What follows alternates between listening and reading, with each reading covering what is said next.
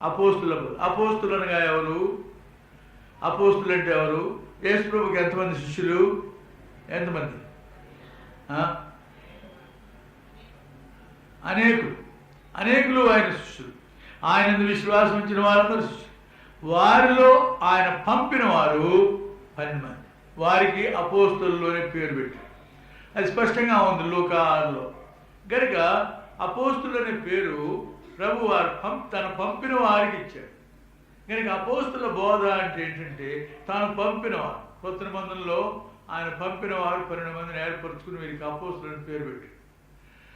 మరి పాత నిబంధనలో ఎవరిని పంపాడు? ఎవరిని పంపాడు? ప్రవక్తలు.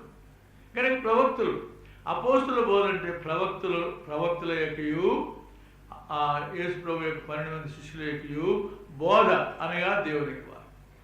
ఇది చదవాలి. దానికి కారణం కూడా రాశాడు. ఏంటి?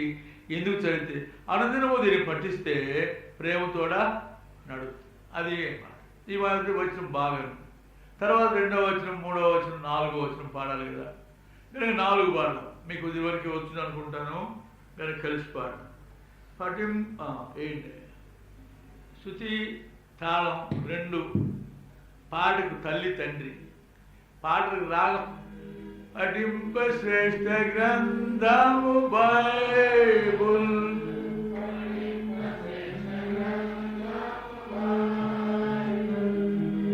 అనుదినము పఠించిన పఠింప శ్రేష్ఠ గ్రంథం. ఎందుకు పఠించాలా? అనుదినము అది కనుక నడిచి చదివితే ప్రేమతోడ మనం నడవలసిన మార్గమును మనకు బోధిస్తుంది.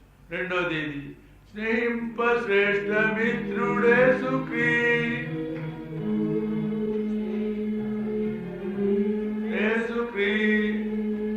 ఎందుకు యేసుక్రీస్తుని స్నేహించాలి?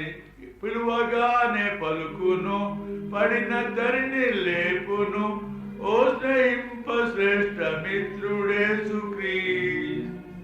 పిలిస్తే పలుకుతాడు, పడితే లేవాలి. పిలిస్తే పలుకుతాడు, పడితే లేవాలి.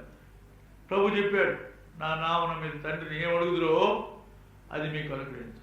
ఏమో ఇస్తాడో లేదో తండ్రి కుమారుని మహింపరచుబడుకై దాన్ని చేస్తాను. అది 13వ వచనం, ఇది 14వ వచనం. అది ప్రభు ఇచ్చిన వాగ్దానం. మీ సంతోషం పరిపూర్ణమైనట్లు అడుగుడి, మీకు ఇవ్వడు. కనుక మనం అడగడం, పొందడం అనేది ఒక ధన్యత. కనుక ఇది ప్రభు అయిన యేసుక్రీస్తు యొక్క సహవాసంలో మనకు కలిగే లాభం. 2వది ఏంటి? పేతురు తనంతట తాను ఉద్రేకించబడ్డాడు. మొదటేమో పిచ్చికేకలేశాడు, దయ్యమని, భూతమని. ఆ తర్వాత ప్రభు అన్నాడు, నేనే భయపడుకుడి అన్నాడు. నేనే భయపడుకుడి.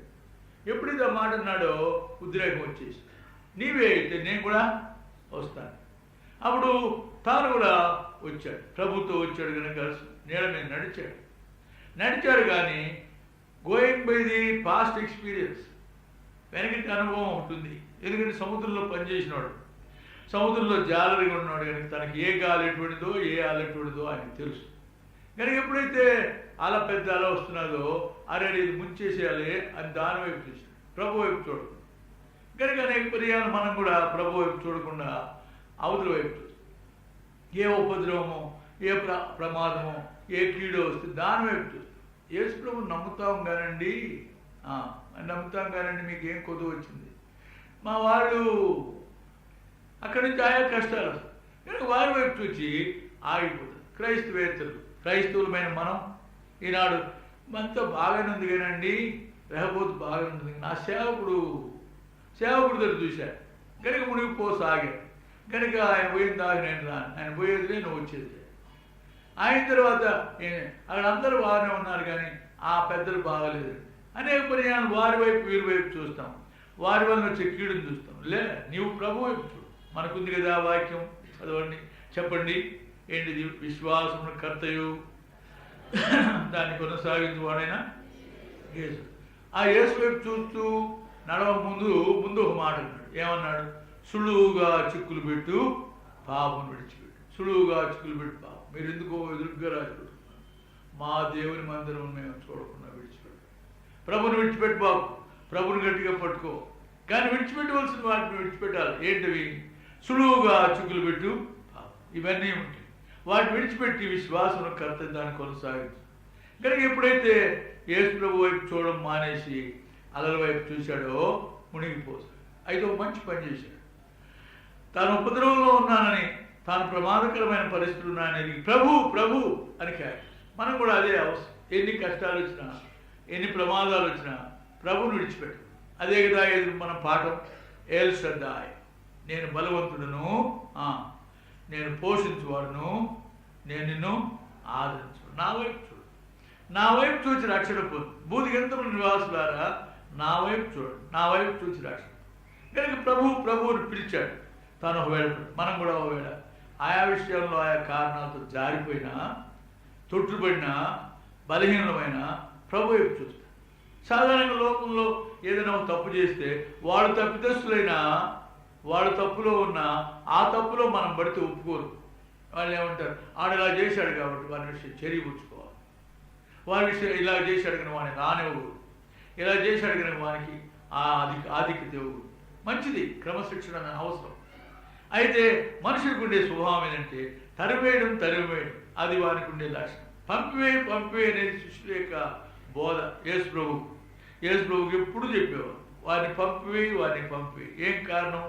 చీకటి పడుతున్నది, వారు ఊళ్ళలోకి వెళ్ళి ఏదైనా కొనుక్కు తింటారు. పంపివే. ప్రభు పని ఏంటి? మీరు పెట్టండి. కనుక పంపివేయమనేది మనుషుల యొక్క తలంపు. అయితే ప్రభువుకు ఉండే గొప్పతనం ఏదంటే, అది మునిగిపోయినప్పుడు ఎందుకు మునిగిపోయినావు? అలల వైపు చూసావు. నువ్వు ఎందుకు అలల వైపు చూసావు? నిన్ను ఎవరు చూడమన్నాడు? కనుక నువ్వు అలల వైపు చూసావు కనుక చావు. అందుకు మనం అయితే ప్రభు మాట ఎందుకు సందేహించితివి అని అన్నాడు. చేయబట్టి పైకి లే, పిలిస్తే పలుకుతాడు, పడితే లే. అందుకని ఆయన్నే మనం స్నేహం చేయాలి. ఆయన స్నేహం చేస్తే పిలిస్తే పలుకుతాడు, పడితే లే. తర్వాత పనేది? చేయను శ్రేష్ఠ కార్యం, చేయను శ్రేష్ఠ పని దైవ సేవయే, చేయను శ్రేష్ఠ పని దైవ సేవయే. యేసును చాటించుము ఆయనలో దాగుచు, ఓ చేయను శ్రేష్ఠ పని దైవ సేవయే. మనం చేయవలసిన పని ఏదంటే యేసును చాటించు, ప్రభువును చాటించు. మీరు వెళ్ళి సమస్యలకు సువార్త. వేరే మతాలకు లేదు ఈ కష్టం. వేరే మతాలు ఎంత భక్తిగానే ఉండొచ్చు, నిలువు దోపియొచ్చు, అన్ని చేయొచ్చు, కానీ బయటకు వెళ్ళి చెప్పనక్కర్లేదు. ఎవరు అనుకుంటే చాలు. అయితే క్రైస్తవత్వానికి వచ్చే కష్టం ఏంటంటే వారు వెళ్ళి ప్రకటించాలి. హృదయమునందు విశ్వసించును. ఎందుకు? నోటితో ఒప్పుకో. హృదయమునందు విశ్వసించేందుకు? హృదయమునందు విశ్వసించేందుకు మీరు నీతిమంతులగినట్లు విశ్వసించండి, రక్షణ పొందినట్లు నువ్వు నోటితో ఒప్పుకుంటే నువ్వు ప్రతి విధమైన మాలిన్యం నుండి తప్పించబడతావు. యేసుక్రీస్తు సిలువలో ఉండే గొప్పతనం అది. యేసుక్రీస్తు సిలువలో ఉండే ధన్యత. యేసుక్రీస్తు సిలువలో ఉండే ధన్యత ఏది? యేసుక్రీస్తు సిలువ యొక్క ధన్యత చెప్పండి. సిలువ అంటే ఏంటి?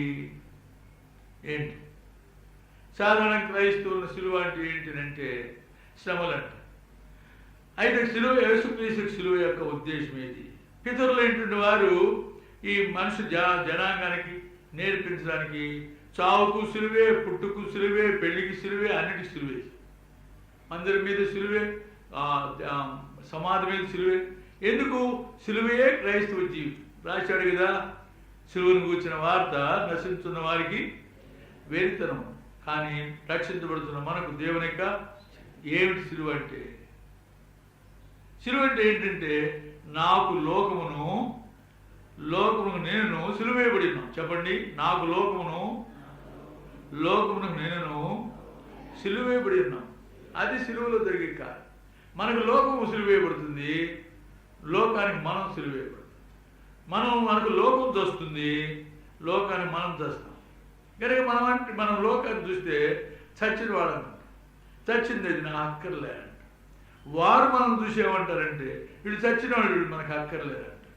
అది ప్రభు యొక్క. అదే కదా మనం గలతీలో చదివే మాట 6:14. అలా గలతీ 6:14 చదవండి. గలతీ 6:14.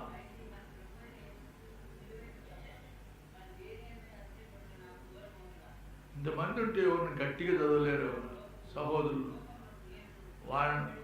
వాళ్ళని సహోదరులను అవస్థ పెట్టకపోతే వాళ్ళు ఎలాగైనా బలహీనలు కదా.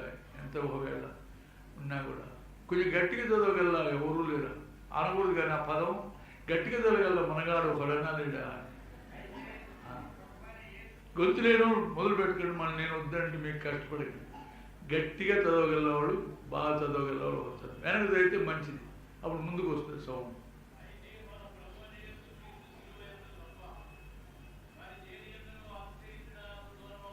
పౌలు చెప్పిన మాట, ప్రభు అయిన యేసుక్రీస్తు సిలువ ఏం తప్ప మరి దేని ఎందునో అతిశయం. ఏమిటి ఆ సిలువ? అంతగా అతిశయించే సిలువ ఏంటి? చదవండి. దానివల్ల ఆ సిలువ వలన నాకు లోకమును నేను లోకానికి నేను తెస్తాను, నాకు లోకం తెస్తాను. నేను పిలవాలంటే వాళ్ళకి ఇష్టం లేదు. వాడు చచ్చినోడు వాడిని ఎందుకు పిలవడు అంటారు. నిన్ను ఒకవేళ వాళ్ళు పిలిచినా నువ్వు వెళ్ళవు. ఎందువల్లంటే వాళ్ళు చచ్చినోడితో ఎవరు వెళ్తాడే అంటారు. అలాంటి నిజమైన పరస్పర అన్యాయం. నీకు లోకం అంటే చాలా ప్రీతిగా ఉంది. చాలామంది చెప్తుంటారు, బ్రదర్ నాకు ఈ ఊళ్ళో దేవునికి స్తోత్రం, దేవుని మహిమ కొరకు చెప్తున్నాను, అందరూ నా ఫ్రెండ్స్ అంటారు. అయితే నువ్వు ఇంకా చావలే. ఆయన అన్నాడు, మా ఇంట్లో అన్ని రకాలైన ఆల్ వెరైటీస్ ఆఫ్ ప్యాంప్లెట్స్ అన్నీ ఉన్నాయంటే అయ్యో శాపగ్రస్తుడా అన్నాడు. ఏమయ్యా, నేను కష్టపడి అన్ని రకాలైనటువంటి పత్రికలు తీసుకొచ్చి ఇంట్లో సమకూర్చి పెడితే శాపగ్రస్తుడు అన్నాం ఏంటి? అవి 10 మందికి ఇవ్వయా, ఇంట్లో పెట్టుకుంటే ఏం లాభం?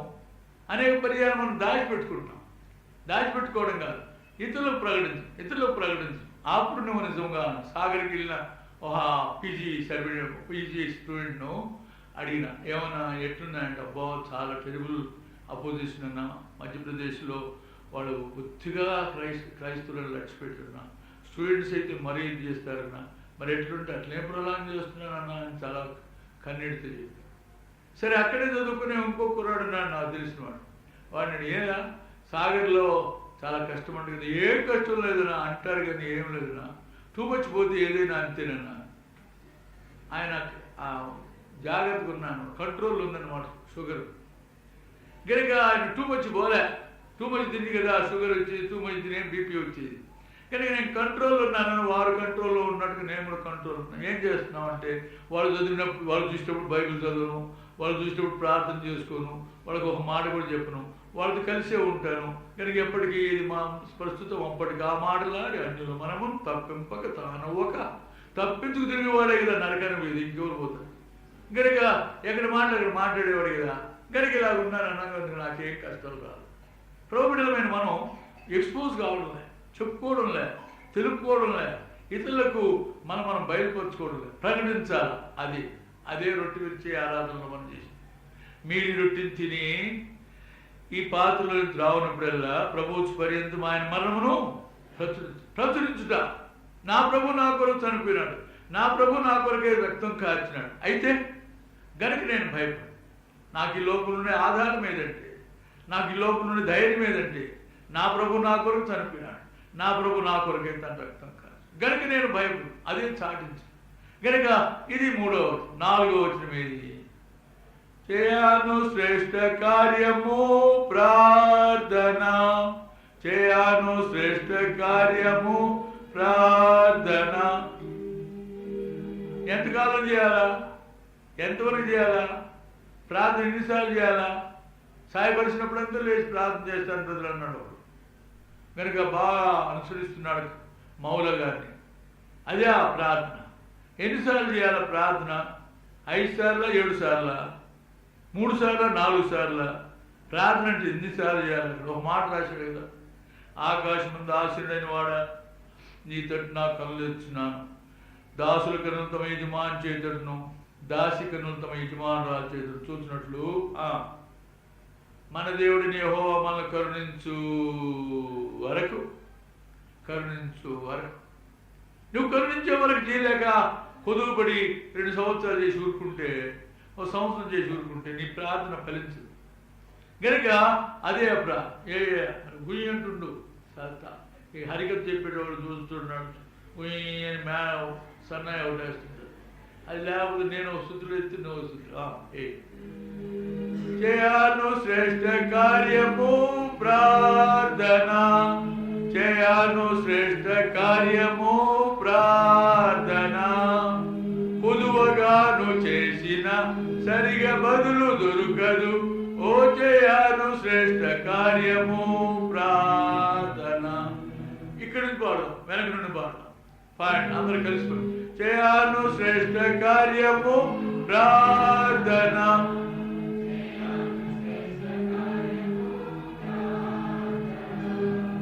పొదువగాను చేసిన సరిగా బదులు దొరకదు, ఓ చేయను శ్రేష్ఠ కార్యము ప్రార్థన, చేయను శ్రేష్ఠ పని దైవ సేవయే, చేయను శ్రేష్ఠ పని దైవ సేవయే, యేసును చాటించుము ఆయనలో దాగుచు, ఓ చేయను శ్రేష్ఠ పని దైవ సేవయే, స్నేహింప శ్రేష్ఠ మిత్రుడేసు క్రీస్తు,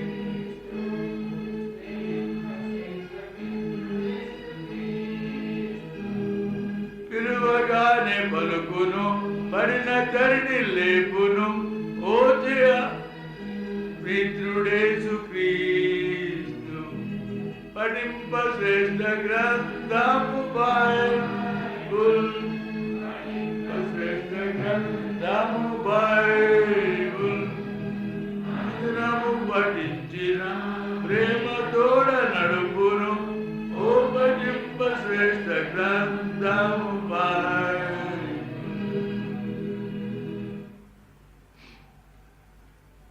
రెండవ రాజుల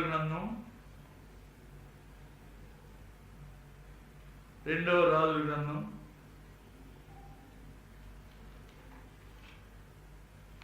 6వ అధ్యాయం. 2వ రాజులు 6వ అధ్యాయం. కొన్ని వచనాలు మార్చి చదువుకున్నాం. 2వ రాజుల గ్రంథం 6వ అధ్యాయం. కొన్ని వచనాలు మార్చి చదువుకున్నాం. అది పరిచయమైన వాక్యం. ఎలీషా యొక్క అద్భుత కార్యం.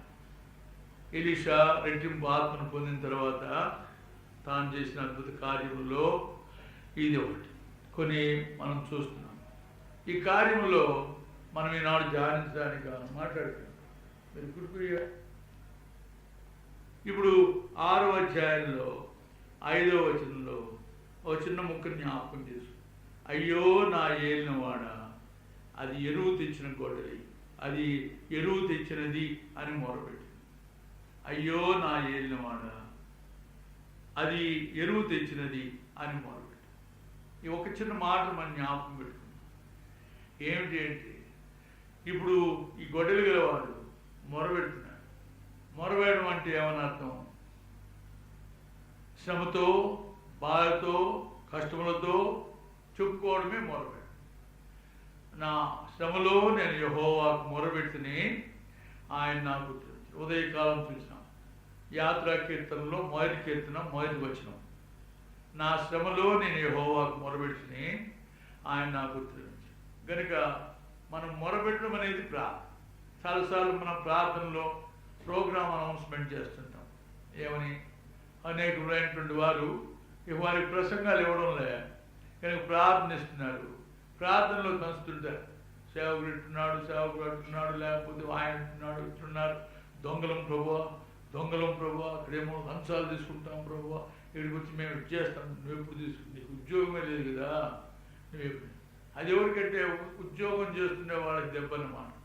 ఒకసారి ఒక ప్రియ సహోదరుడు అలాగే చేస్తుంటే నేను స్టేజ్ దిగిపోయి 30 ఏంట నా ప్రార్థన.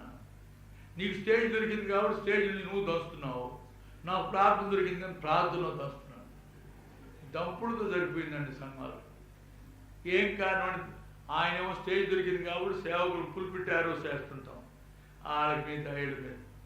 కనుక ఈయనకు ప్రార్థన దొరికింది కనుక ప్రార్థన అంటే మొర, దీనాలాపం, కష్టములో, శ్రమలో, బాధలో అప్పుడు చేయాల్సి. అందుకనే ప్రార్థన విషయంలో ఒక మాట అన్నాడు. రోమీయులకు రాసిన పత్రిక, రోమాపత్రిక 8వ అధ్యాయం 26వ వచనం చదవండి సహోదరులు, గట్టిగా చదవగలవారు. రోమా 8:26.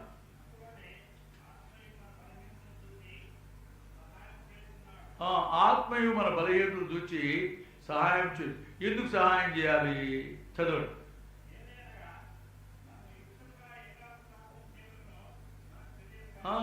యుక్తంగా ఎలా ప్రార్థన చేయాలో మనకు తెలియదు. యుక్తంగా ఎలా ప్రార్థన చేయాలో మనకు తెలియదు. ఎంత మాట ఒప్పుకుంటామా ఈ మాట? మనకు యుక్తంగా ప్రార్థన చేయడం ఎలాగో తెలియదు. మా ఊర్లో జానయ్య ఉన్నాడు. జానయ్య నాకు ఆదరణ ఇచ్చాడు. నాకు ఎప్పుడు దగ్గుండేది. కొన్ని సంవత్సరాల క్రితం ఎప్పుడు దగ్గుతుండేవాడిని.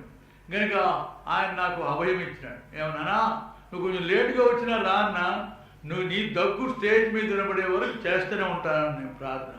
చెప్పిన మాట చెప్పకుండా, చేసింది చేయకుండా, రిపిటేషన్ లేకుండా చేస్తున్నాం. ఎంత గొప్ప ఎక్స్పర్ట్స్ ఉన్నారో ఇది నాలో ప్రార్థన చెప్పడానికి. గంట సేపు చేయమన్నా చేస్తాడు. అందుకనే గంట సేపు చేస్తే దమ్ము చాలదు కదా. అందుకని ఏం చేస్తాడు? మొదటేమో నా ప్రియమైన పరలోక తండ్రిని ప్రారంభిస్తాడు. రాను సంఘ ప్రార్థనను మౌనంగా చేస్తే సంఘంలో చేయడం ఎందుకు చెప్పండి? ఇంట్లో చేసుకోకూడదా? ఏం కారణం? మీరందరూ ప్రార్థించిన మా ప్రార్థన మేము విని, సంఘమంతా విని ఆమెన్ అని చెప్పాలి. ఆమెన్ అంటే ఏమని అర్థం? ఎలాగా? అలాగే జరుగును కాదండి. ఎలా జరగాల? నువ్వు చెప్పింది ఏదో నాకు వినపడకపోయి అలాగే జరుగును కాదు ఏమని అర్థం? కనుక ఎవరైనా సంతకం పెట్టమని పెడతారా? లెటర్ ఏంటో చూడకుండా సంతకం సంతకం ఎట్లా పెట్టమంటావు? ముందు ఏం చదివి ఉన్నాడు? ఏదో రాసిన దానికి నేను సంతకం పెడితే నేను చేసినట్టు కాలే. కనుక అనేక పర్యాయములు మనం ఆమెనంటే అర్థం లేనట్టు చేస్తాం. ఆమెనంటే అలా జరుగుతుంది. ఎలా జరుగును కాక? ఎలా జరిగింది నువ్వు చెప్పకపోతే, నువ్వు చేసింది నాకు అర్థం కాకపోయా చాలాసార్లు చీట్లు రాసిస్తారు. ప్రార్థన చీట్లు. పక్షవాతంతో ఉన్నది వెంకాయమ్మ, గనుక ఆమె కొరకు ప్రార్థన చేయి. నువ్వు వెంకాయమ్మకు ఏ పక్షవాతమో, కాలు పడిపోయిందో, చేయి పడిపోయిందో ఏం సంగతి తెలియకుండానే, వెంకాయమ్మ ఎవరో మాకు తెలియకుండానే తర్వాత పోతే వాళ్ళు ఎవరు కుట్టినారంట, కాలు ఇరిగిపోయిందంట, పడిపోయిందంట. కనుక ఆ కేసులో నాకు కూడా అప్పుడు వచ్చి నువ్వు బోధకుడు వేయండి, ఏమయ్యా ఎడ్ చేసినావు ప్రార్థన, ఆమె చాలా తప్పుడు పని చేసింది, అందుకని కాలు ఇరుగుకుంటున్నారు. నాకు తెలియదు కాలు ఇరిగిపోయింది, కాలు నొప్పి కోసం ప్రార్థన చేయమన్నాడు. మేము చేసే ప్రార్థన అర్థం కావద్దా? చేసే ప్రార్థన వినబడొద్దా? వినపడకపోతే అందుకనే వాళ్ళు ఇప్పుడు ఏం చేయడం మొదలుపెట్టారంటే ఏం చేశారు పాపం? వాళ్ళు కొంతమంది ఏమన్నారంటే, sister Deevenamma will lead us in prayer. ఎవరు చెప్పినారని? ఏడుంది ఆ బైబిల్లో పాదం అని? లీడింగ్ అని ఎక్కడుందని? ప్రార్థన చేయడం అంటే లీడింగా? Sister Deevenamma will lead us in prayer. Deevenamma is not leading us in prayer.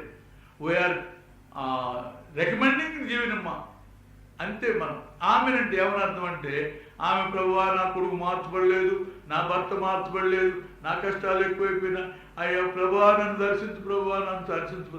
Amen అంటే ఏమని? దీవెనమ్మ భర్తను మార్చు, దీవెనమ్మ కొడుకును మార్చు, ఆమెన్. ఆమెకు మొరపెట్టుకున్నారు, అలాగే జరుగును కాదు. కనుక ప్రార్థన యొక్క ఉద్దేశం పోయింది. ఉద్దేశం పోవడం వలన వాళ్ళు ఏమంటున్నారంటే, మీరు స్త్రీలు ప్రార్థన చేయిస్తున్నారు, స్త్రీ పురుషుడు నడిపించకూడదని ఉంది, కనుక వారు మౌనంగా ఉండాల్సిందే. నడిపించడం కాదయ్యా, మొరబెట్టుకోవడం, తన కష్టాలు చెప్పుకోవడం, తన బాధలు చెప్పుకోవడం. ఆమె తన కష్టాలను చెప్పుకుంటే అట్లా నా పాపం సరేలే మాటని ప్రార్థన చేద్దాం అంటున్నామన్నమాట. కనుక ప్రార్థన చేయడం అంటే మనం వారిని నడిపించడం కాదు. అనేక పర్యాలు మనం నడిపించడం అంటారు. కాదండి, ప్రార్థన అంటే మొరబెట్టుకోవడం. అనగా నా కష్టం, నా బాధ, నా శ్రమ, ఈ శ్రమ నాకు తీర్చు. ప్రార్థనకు 3 అంశాలు. ఏంటిది? నేను చేయలేను చెప్పండి. బాగా ఈది బిడ్డలు ఉన్నప్పుడు బాగున్నాయి చదువులు. ఇప్పుడు మళ్ళీ కంప్యూటర్ చూస్తేనే కానీ కూడికి రాదు, కూడికి చూసి రాదు. నేను నా శక్తి లేదు, ఏం చేయలేను, నువ్వే నా దిక్కు. 3 అంశాలు ప్రార్థన. నాకు శక్తి లేదు, నేనేమి చేయలేను, నీవే నాకు. నా శక్తి లేదు, నా వల్ల కాదు, నాకు మించిపోయింది.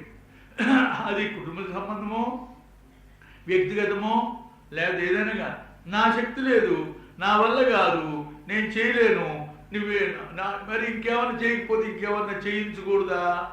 సెక్రటరియట్లో ఎవరికైనా చెప్పకూడదా? మన వాళ్ళు ఎవరు ఉన్నారు వాళ్ళ ద్వారా చేయకూడదా? తుణమో పడమో కన్సల్ట్ క్లర్క్ పడేయకూడదా? నేను చేయలేను, నేను అది చేయడానికి వీలు లేదు కనుక నీవే నాది. అది ప్రార్థన. ప్రార్థన అంటే ఆయన మీదనే ఆధారం, ఆయన్నే మోపెడు, నువ్వే నాది, నాకు ఇంకేం. 2వ దినవృత్తాంతం గ్రంథం 20వ అధ్యాయం 12వ గట్టిగా చదవండి సహోదరులు కానీ ఎవరు కానీ గట్టి. కొంతమంది సహోదరులు కూడా పెద్ద స్వరం ఉంటుంది, అలాంటి వాళ్ళు అయితే చదవండి. 20వ అధ్యాయం 12వ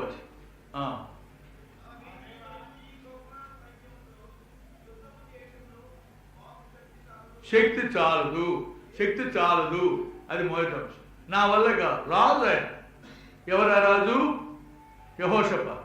యెహోషాపాతు రాజు అంటున్నాడు, అయ్యా ఈ గొప్ప సైన్యం వచ్చింది నా మీదకి, నేను వీరిని గెలవడానికి నాకు శక్తి చాలు, నేను అన్నను, నేనేం చేయలేను, నాకు శక్తి చాలు. ఏమి చేయడానికి తోచదు. ఇంకెవరినైనా ఆశ్రయించడానికి కానీ ఇంకెవరైనా సహాయం అడగడానికి కానీ అది కూడా మాకేం తోచదు. చూడక ఇక్కడ వినండి, అది బైబిల్ ఎక్కడ తిరిగేసి ఇప్పుడు ఏడ కనబడుతుంది? అది ఎప్పుడు చూస్తే ఆది కాలంలో తిరిగేస్తే ఏమి కనబడుతుంది, ప్రకటన గ్రంథంలో తిరిగేస్తే ఎన్నో మధ్యలో దాక్కుని ఉంటుంది. ఉండు దాంతో ఎందుకు ఇప్పుడు ఇబ్బంది కనుక నాకు ఏమి చేయడమునో తోచదు. శక్తి నాకేమో స్వశక్తి చాలదు, ఏమి చేయడమునో నాకు తోచదు. మరి ఇంకేంటి? చదవండి. అది ప్రార్థన అంటే. ప్రార్థన అంటే ఏంటంటే నాకు శక్తి చాలు, ఏమి చేయడానికి నేనేం చేయలేను, నీవే నాది. ప్రార్థన మళ్ళీ ప్రార్థనాంశం మీద పోతే మళ్ళీ లేట్ అయిపోతుంది కనుక ఇప్పుడు యాకోబు ప్రార్థన ఎప్పుడు చేశాడు? జ్యేష్ఠత్వం సంపాదించుకోవాలి. జ్యేష్ఠత్వం పెద్దోడిగా ఉండాలా, పెద్దోడిగా ఉండాలని ఏం చేశాడు? కడుపులోనే వాడి కిందకి దోషిపెట్టి పైకి రావడానికి ప్రయత్నించాడు. ఎలాగైనా నేను ముందుకు పోవాలి, కడుపులో నుండి ప్రారంభించాడు కనుక తను మంచి శక్తి గలవాడు, మంచి సామంతుడు, వల్ల కాదు. అట్లున్నా కూడా వాడే ముందుకు వస్తున్నాడు. ఎవరు ఏసావు. వస్తుంటే ఏం చేశాడు? అప్పుడైనా పర్లేదు, లాస్ట్ మినిట్లో అయినా ప్రయత్నించొచ్చిన వాడు మడుగు పట్టుకుని రావడం. అక్కడికి కాలే, ఆ ప్రయత్నం మానలే. నేను జ్యేష్ఠుడు కాకపోతే, కడుపులో కాకపోతే పెరుగులాడడం మొదలుపెడుతుని. మా అమ్మేమో దేవునికి సన్నిధికి వెళ్ళి అడిగింది. అప్పుడు దేవుడు చెప్పినాడు, మీలో 2 జనపదాలు ఉన్నాయి, పెద్దవాడు చిన్నవానికి దాసు అవుతా అన్నాడు కనుక ఏమైనా కానీ నేను చిన్నవాడిని కదా, నేను దాసుడు కదా, నాకు దాసుడు అవుతాడు కదా. ఇప్పుడు కాదు, దేవుడు చేసే సమయంలో దేవుడు చేస్తాడు, కానీ నీ అంతటి నువ్వు ప్రయత్నిస్తే ఎట్లా? కనుక ఏమి చేయాలో నాకు తెలుసు అన్నాడు. పెరుగులాడడం మొదలుపెట్టాడు. రెండవది ఏంటి? బడం పట్టుకోవడం మొదలుపెట్టాడు. భూలోకానికి వచ్చిన తర్వాత చిక్కుడుకాయ కూర వండుకుంటున్నాడు. చిక్కుడుకాయ కూరే అది ఎర్రెర్రగా ఉంది. చిక్కుడుకాయ కూర ఎర్రెర్రగా ఉంది అంటే ఎట్లా పడింది? ఎండుమిరపకాయలు వేసినారేమో, పచ్చిమిరపకాయలు లేకుండా. లేదా కొన్ని చిక్కుడుకాయలు ఎర్రగా ఉంటాయి. మేము ఒకసారి యెరూషలేములో మా మందిరంలో ఖాళీ ఉండినప్పుడు వేస్తే విస్తారమైన చిక్కుడుకాయలు, రకరకాల వెల్వెట్ కవర్ ఉన్నట్టుగా ఉంది కనుక ఒక చిక్కుడుకాయల్లో కొంచెం ఎర్రగా ఉండేది తెచ్చినాడు. వీడు పాపం తిండిపోతు కనుక అది చూడగానే అరే నాకు కొంచెం పోపెట్టరా అంటే ఏమన్నాడు? నేను దొరికింది ఛాన్స్, ఇప్పుడు తరుణం దొరికింది కనుక ఇప్పుడు నేను చేస్తాను. ఏమి చేయడుకుని నాకు తోచన్నవాడైతే చేయడు. ఏమి చేయడానికి నాకు తెలుసు. ఇప్పుడు అన్నం పెట్టి సంపాదిద్దాం అనుకున్నాడు. ప్లాన్ ఉంది కనుక నేను లోక సంబంధమైన జ్ఞానం, లోక సంబంధమైన శక్తి సంపద గలవాడు ప్రార్థన చేయడు. నువ్వు ప్రార్థన కూడానికి వచ్చినా నీ ప్లాన్ ఏదో ఉంటుంది కనుక నీ ప్రార్థన ఫలించదు.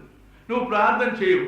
ప్రార్థన అంటే ఏంటంటే నాకు శక్తి చాలదు, ఏమి చేయడుకును నాకు తోస్తుంది కనుక ఏం చేశాడు? ఆ ఎర్రన్నం పెట్టి జ్యేష్ఠత్వం సంపాదించాడు. మళ్ళీ అక్కడికి వెళ్తే వాళ్ళ అమ్మ కూడా తోడ్పడింది. అమ్మలు సాధారణంగా పిల్లలను పాడు చేసేవాడు. నాయనది కాదని కాదు, నాయనకేమో మాంసాపేక్ష కలిగింది. ఆ ముసలివాడికి అప్పుడు ఏం తింటాడు? మాంసం.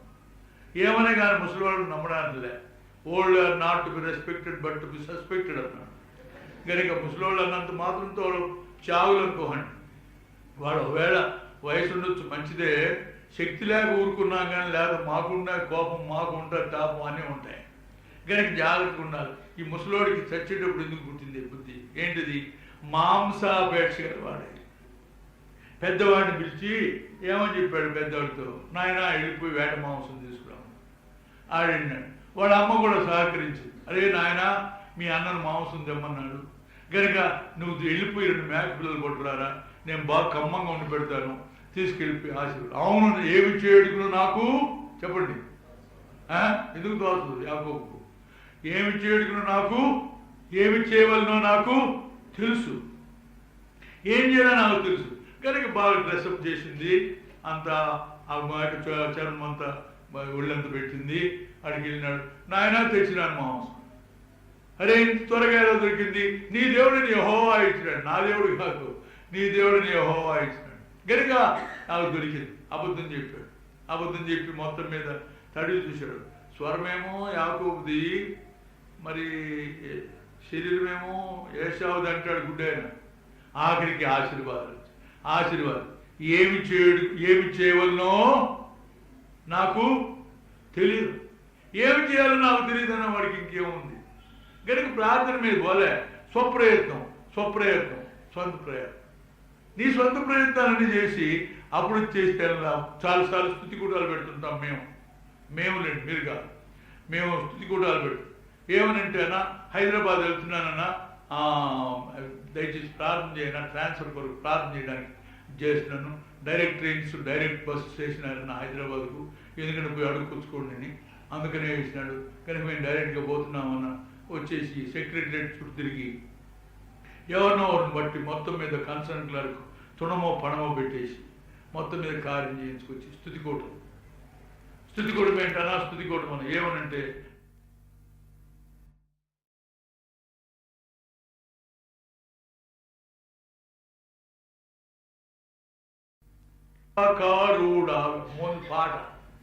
పాట మాట చెప్పి ఉడితే ఆడికి వేసింది. ఎవరు ఆశ్చర్యకుడు? కన్సర్న్ క్లర్క్ ఆడికి పెట్టిన లంచ్. కనుక అనేక పర్యాలు మన స్వప్రయత్నాలు చేసి ప్రార్థన చేయడం ఏం చేస్తాం? ప్రార్థన చేయండి అంటాం.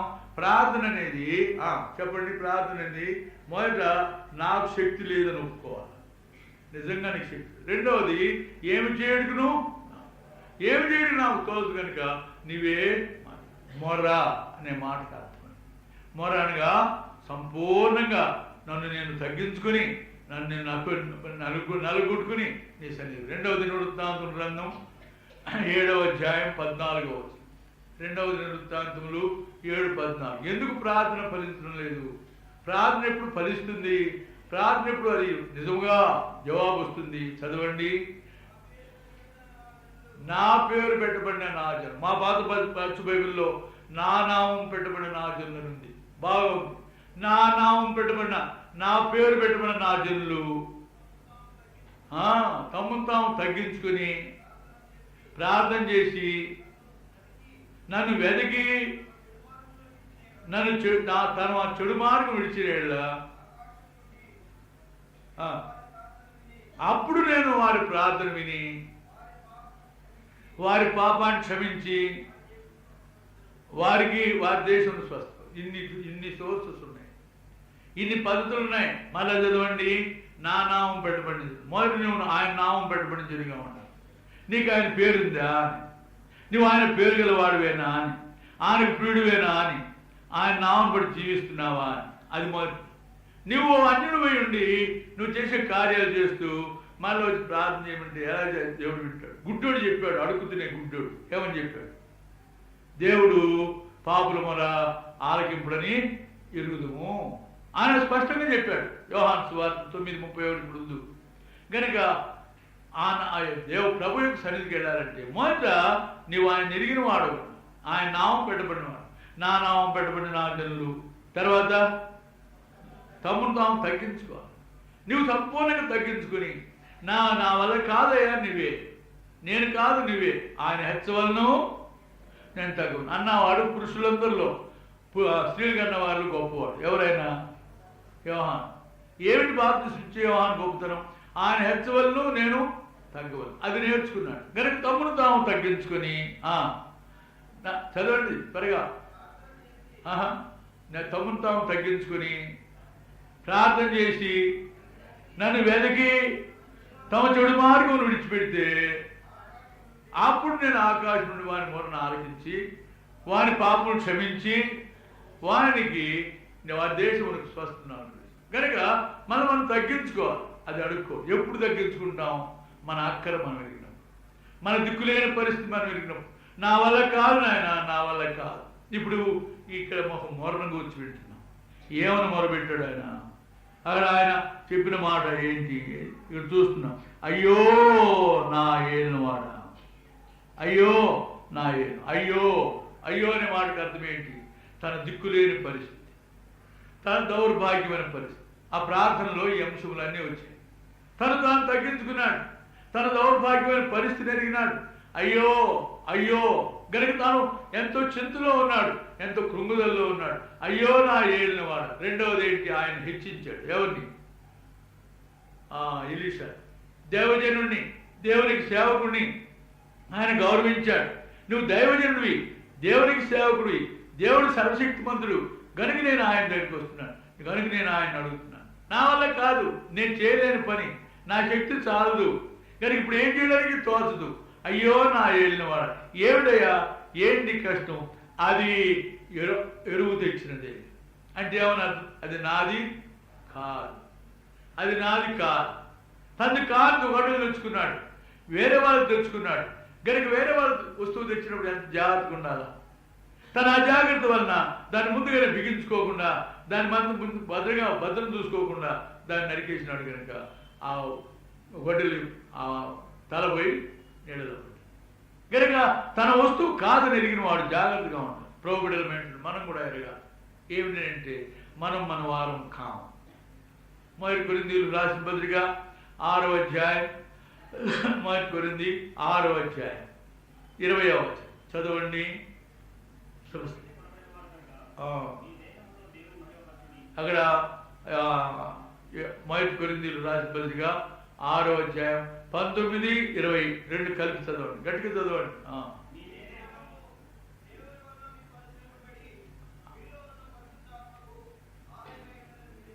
అక్కడ ఒక పదం రాశాడు, మీరు మీ సొత్తు కాదు. ఇది మనం అడగాలండి, ఇది మనం గుర్తించాలి. అది వాడు మర్చిపోయాడు. తాను తన సొత్తు కాదని, తాను వాడేటువంటి గొడవలు తంది కాదు, వేరే వాళ్ళు దగ్గర ఎరువు తెచ్చుకున్నారు. నీవు నేను వాడుకునేటువంటి శరీరము మంది కాదు, ఇది ఎరువు తెచ్చుకున్నారు. మీరు మీ సొత్తు కాదు. అక్కడ స్పష్టంగా చెప్పి మీరు మీ సొత్తు కాదు. అక్కడ ఏమన్నాడు? మళ్ళీ చదవండి 19వ వచనం 19. దేవుడి వల్ల మీకు అనుగ్రహించు, మీది కాదు, దేవుడి వల్ల మీకు అనుగ్రహించబడి కనుక దేవుడి వల్ల మీకు అనుగ్రహించబడి మీ సొత్తు కాదు. క్రైస్తవ జీవితం జీవించాలంటే మనం మొదటిగా ఎరగవలసింది ఏంటంటే మనం మన సొత్తు కాదు, మనం మన వారం కాము. ఆయన మనకు దీనికి ఇచ్చాడు, ఆయన ఇచ్చాడు. మరల చదవండి 19. మీ దేహం దేవుంది, దేవుని వల్ల మీకు అనుగ్రహించబడి మీ దేహం లేక మీకు ఈ లోకంలో ఇవ్వబడిన దేహం దేవుని వల్ల మీకు అనుగ్రహించబడి దేవుడు మీకు అనుగ్రహించాడు. అది మనం ఎరగాలి. మంది కాదు, నాది కాదు. ఎర్ర శరీరమో నల్ల శరీరమో, స్త్రీ శరీరమో పురుషుని శరీరమో, యవనస్తురాలో లేక ముసలివాడు ఎవరినైనా మనం అందరం కూడా ఎరగవలసింది ఏంటంటే నేను నా సొత్తు కాదు. నేను దేవుడు నాకు దయచేశాడు, ఆయన సృష్టించాడు, ఆయన నన్ను దయచేశాడు, నన్ను అనుగ్రహించాడు. నేను నా సొత్తు కాదు, నేను ఆయన వాడు. అది ఎరగాలి. దయచేసి చూడండి యెషయా గ్రంథం 43వ అధ్యాయం, యెషయా 43వ అధ్యాయం 21వ. యెషయా 43:21 త్వరగా. నా నిమిత్తం నేను నిర్మించిన నాది. దేవుడు చెప్తున్నాడు ఏమని? నా నిమిత్తం నేను నిర్మించిన నాది. నా నిమిత్తం. దేవుడు ఏమంటున్నాడంటే మీరు లోకంలో స్త్రీలుగా పురుషులుగా ఆయా రీతిగా జీవిస్తున్నారు, కానీ మిమ్మల్ని నా నిమిత్తం ఏర్పడు. మీరు నా నిమిత్తమైనటువంటి వారు. మీ శరీరాలు నా నిమిత్తమైన. నువ్వు పొడుక్కున్నావా, దేవుడిని పొడుగ్గా సృష్టించడానికి ఆయనకు ఏదో పని ఉంది. నువ్వు పొట్టిగా ఉన్నావా? నువ్వు పొట్టిగా పోవడానికి ఆయనకేదో పని ఉంది. నువ్వు ఆయన సొత్తు. ఆయన అడుగు, ప్రభువా నన్నెందుకు పొట్టిగా పుట్టించావు? నన్నెందుకు పొడుగ్గా పుట్టించావు? నన్నెందుకు కురూపిగా పుట్టించావు? నన్నెందుకు గుడ్డివాడిని చూసి ఏమన్నారు శిష్యులు? ప్రభువా వీడు పాపం చేశాడా? వీడి తల్లిదండ్రులు పాపం చేశాడు. ప్రభు ఏమన్నాడు? వీడు పాపం చేయలే, వీడి తల్లిదండ్రులు పాపం చేయలే, కానీ మోడల్ లెసన్గా పుట్టించాను. ఏం పుట్టించినాయంటే దేవుని నామం వారి ఎందుకు మహింపరచబడుకై వాడు గుడ్డివాడిగా పుట్టాడు. వాడు గుడ్డివాడిగా పుట్టడానికి కూడా ఒక పర్పస్ ఉంది. వాడు గుడ్డివాడిగా పుట్టడానికి కూడా ఒక కారణం ఉంది. ఏమిటి ఆ కారణం? దేవుని నామం మహింపరచబడాడు. వాడు గుడ్డోడు కావాలా, వాడు యేసుప్రభు వచ్చినప్పుడు ఆయన ఎదురుకు రావాలా, అప్పుడు ఆయన బాగు చేయాలా అని అనాథ సంకల్పం. నిన్ను వాళ్ళని కూడా అదే పొట్టి దేవదాసులో ఆయన ఉన్నాడు. ఆయన చనిపోయినప్పుడు ఆయన పొట్టివాడు. ఆయన అది పకిరిపల్లి అంటే కడప దగ్గర పకిరిపల్లి. ఆ పకిరిపల్లిలో అడుగుతునేవాడు. ఎందుకంటే పొట్టివాడికి మరుగుతువాడికి కాళ్ళు సొట్టగా ఉంటాయి, చేతులు చిన్న చిన్న ఏళ్ళు ఉంటాయి, నడవలేడు, బరువు ఎత్తుకోలేడు, ఏమీ లేడు. అప్పుడు ఎప్పుడు శపించుకునేవాడు. నాకు దేవదాసు అని పేరు పెట్టినారు, ఎందుకు నేను ఇలా పుట్టా, సామాన్లు వస్తే బాగుంది అనేక విధములుగా తాను విసుక్కునేవాడు. అవి వెళ్ళిపోయి అయ్యా అంటే మరికి తోడు వచ్చినాడు ఆయన తల ఒక పైసా వేస్తే అది తింటున్నాడు. అలాంటి ఆయనకు అక్కడే ఆ పకిరిపల్లి దగ్గర కొత్తపల్లి అని వస్తుంది. అక్కడ అగిరిపు గారిని ఆయన దేవుని సేవకున్నాడు. అగిరిపు గారు ఆయన పట్టుకుని వాడికి సువార్త రక్షించబడ్డాడు. రక్షించబడిన తర్వాత దేవదాసుకు సువార్త చెప్పాలని ఆశ్చర్యం, నేను దేవునికి సేవ చేయాలా అని. కనుక ఇంతకాలం మరుగు జోడి ఉన్నాను, ఏ పని చేయలేక అడుగుతుంటున్నాను, ఇక మేము దేవుని సేవ చేయాలనుకుంటున్నాను. మరి ఎవరు వింటారు? తాను చెప్తే కూడా ఎవరు కనబడతారు? గరిగి ఉండను, పొడుగొట్టున్నాను, సంపాదించుకునేవాడు. అరే నాతో కూడా రావాయా సువార్త కంటే వస్తాను బాగున్నా, నేను చెప్పలేనన్నా, నువ్వేం చెప్పలేదు రారా అని. అక్కడికి వెళ్ళిన తర్వాత ఆ వీధిలోకి వెళ్ళి ఓ అనేవాడు. అందరూ అరే మరుగు తోడుతాడు, మరుగు తోడుతాడు. జనం ఎక్కడ లేని జనం వచ్చేవాడు. అప్పుడు రే ఎత్తుకోరా అనేవాడు, పొడుగొట్టాడు. వాడిని ఎత్తుకుని భుజం మీద పెట్టుకుంటే సువార్త. అప్పుడు తాను ప్రార్థన చేసినాను అన్నాడు. ఏమని? ప్రభువా నన్ను మరుగు జోడిగా పుట్టించిందని నీ ఇష్టం. ప్రియ సహోదరా, నీ విషయం నా విషయం దేవుని కోరిక. నిన్ను దేవుడు పుట్టించడంలో కారణం ఆయన ఉద్దేశం. నీవు నీ సొత్తు కాదు, నీవు కాదు నీ సొత్తు, నీ సొంత సొత్తు కాదు. నీవు గ్రహించాలి ఏమనంటే దేవుడిని పుట్టించాడు, దేవుడిని అలా పుట్టించాడు. నువ్వు పొడుగానో పొట్టిగానో లావుగానో ఇదిగానో అంతేకాదు, చదవకపోయినావు, నీవు గొప్ప పోస్ట్ గ్రాడ్యుయేషన్ చేసినావు, దేవునికి స్తోత్రం. కనుక నువ్వు మంచి చదువుతున్నావు ఎందుకు అని క్వశ్చన్. నువ్వు అంత చదువుతుందడానికి గల కారణం ఏమంటే, ఎందుకంటే కంప్యూటర్స్ కూడా నేర్చుకుంటే అమెరికా పోవడానికి పుట్టించినాడు ఆయన. 7 తావకుండా అడుగుదామని. ఏం కారణం? నిన్ను దేవుడు పుట్టించడంలో కారణమే. నిన్ను సృష్టించడం కాదు. ఎరువు తెచ్చుకున్నాడు గొడలి, ఎందుకు? దూలం నరకడానికి. కనుక అది ఆయన ఇచ్చాడు. ఇచ్చిన ఆయనకి ఒప్పచెప్పాలా, మళ్ళీ తీసుకెళ్ళి ఆయనకి ఒప్పచెప్పకపోతే ఒప్పుకోడు. వేరే ఇంకోటి ఇస్తానంటే ఒప్పుకోడు. నువ్వు ఆ గొడవలు ఇవ్వాలి, ఎందుకంటే తెచ్చుకున్నావు కదా. గనుక దేవుడు నీ శరీరానికి ఇచ్చినందుకు నువ్వు దానికి ఏం జవాబు చెప్తావు? మేము కొంతకాలం, నేను 2 సంవత్సరాలు కడపలో సేవకునిగా ఉన్నాను. ఎప్పుడో 1960లో ఉంటే, అప్పుడు ఆ కడపలో అంత చుట్టూ పోలీసు లైన్లే దగ్గరగా ఉంటాయి. కనుక అక్కడ ఒక మీటింగ్ పెడితే అందరూ వచ్చేవారు.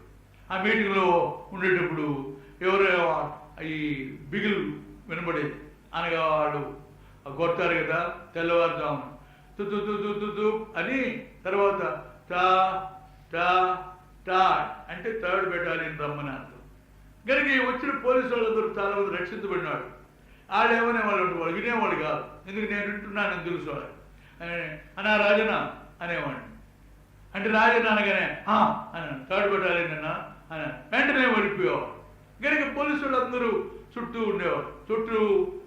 గనుక వారి మధ్యలో ఉన్నాడు. ఒకసారి వాళ్ళు ఒక నాడు వచ్చి చెప్పారు, అన్నా రేపు డిఐజీ ఇన్స్పెక్షన్ అన్నా, దయచేసి ప్రార్థన చేయన్నా. ఏమైనా డిఐజీ ఇన్స్పెక్షన్ అయితే చాలా స్ట్రిక్ట్ మ్యాన్ అన్నా, చాలా ఖచ్చితమైన వాడు, చాలా గట్టిగా పట్టుకుంటాడు, చాలా చిక్కించుకుంటాడు, దయచేసి ప్రార్థన. రాత్రి అంతా గోతంలో పోసి ఏంటి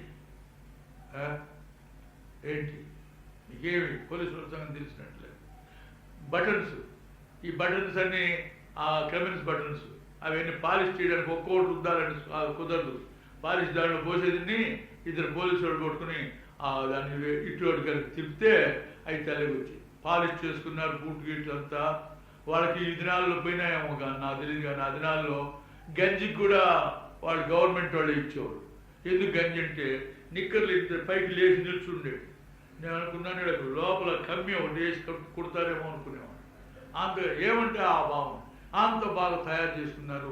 డ్రెస్ గిస్ బాగా చేసుకున్నారు, ఇస్త్రీ చేసుకున్నారు, బూట్ పాలిష్ చేసుకున్నారు. తర్వాత ఈ బటన్స్ అన్ని కూడా బాగా పాలిష్ చేసుకున్నారు. అంత మళ్ళా చెప్పినారు, అన్నా ప్రార్థన చేయనా, బలిగట్టోడనా, చాలా స్ట్రిక్ట్ మ్యాన్ అన్నా, మీరు ప్రార్థన చేయండి. వెళ్ళినాం. అంత వెళ్ళిన తర్వాత లైన్ చూడండి పాలైన అన్నారు. అందరూ వరుసగా నిల్చున్నారు. దారిలో వస్తూ వస్తూ గబుక్కున ఒకటి చొక్కా పడుతుంది, పోలీసు పడుతుంది బయటకు. అందరు గడగడ వణికిపోతున్నారు. ఏం చేశాడా, ఏం చేశాడు? వైర్ ఈజ్ యువర్ యూనిఫామ్, నీ యూనిఫామ్ ఏది, నీ బట్టలే. బట్టలు వేసుకునే ఉన్నాడు, బాగా ఇస్త్రీ చేసిన బట్టలు బాగా ఉన్నాడు. అందరికి ఆశ్చర్యం ఉంది. ఎవరు అడగడానికిలే. వైర్ ఈజ్ యువర్ యూనిఫామ్ అనేటప్పటికి ఏం పలకడం లేవు. ఇదే సార్ అనొచ్చు కదా అనలే, ఊరికి నిలుస్తున్నాడు.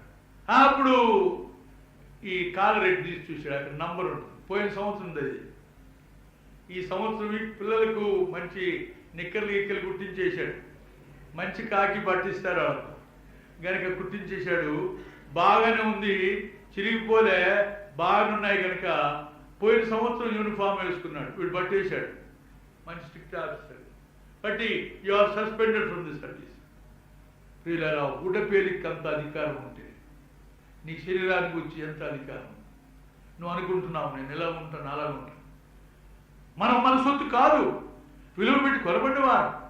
మనం వాళ్ళు ఇచ్చిన యూనిఫామ్ ఈ సంవత్సరం వేసుకోలేదంటే వారికి అంత పనిష్మెంట్ వస్తే ఈనాడు నీ శరీరాన్ని నువ్వు సద్వినియోగపరుచుకోకుండా నువ్వు దుర్వినియోగపరుచుకుంటూ దాన్ని సరైన విధంగా వాడుకోకపోతే నేను అడగలా? ఏమిటి వాడి చింత? ఏమన్నాడు? అయ్యో నా ఏలినవాడా, అది నాది కాదు, అది ఎరువు తెచ్చి నాది కాదు, నాది కాదు, వేరే వాళ్ళకి నేను జవాబు చెప్పాలా, నేను వాళ్ళకి తీసుకెళ్ళి ఒప్పు చెప్పాలా, లేకపోతే వాళ్ళు ఒప్పుకోరు. అయ్యో నా ఏలినవాడు.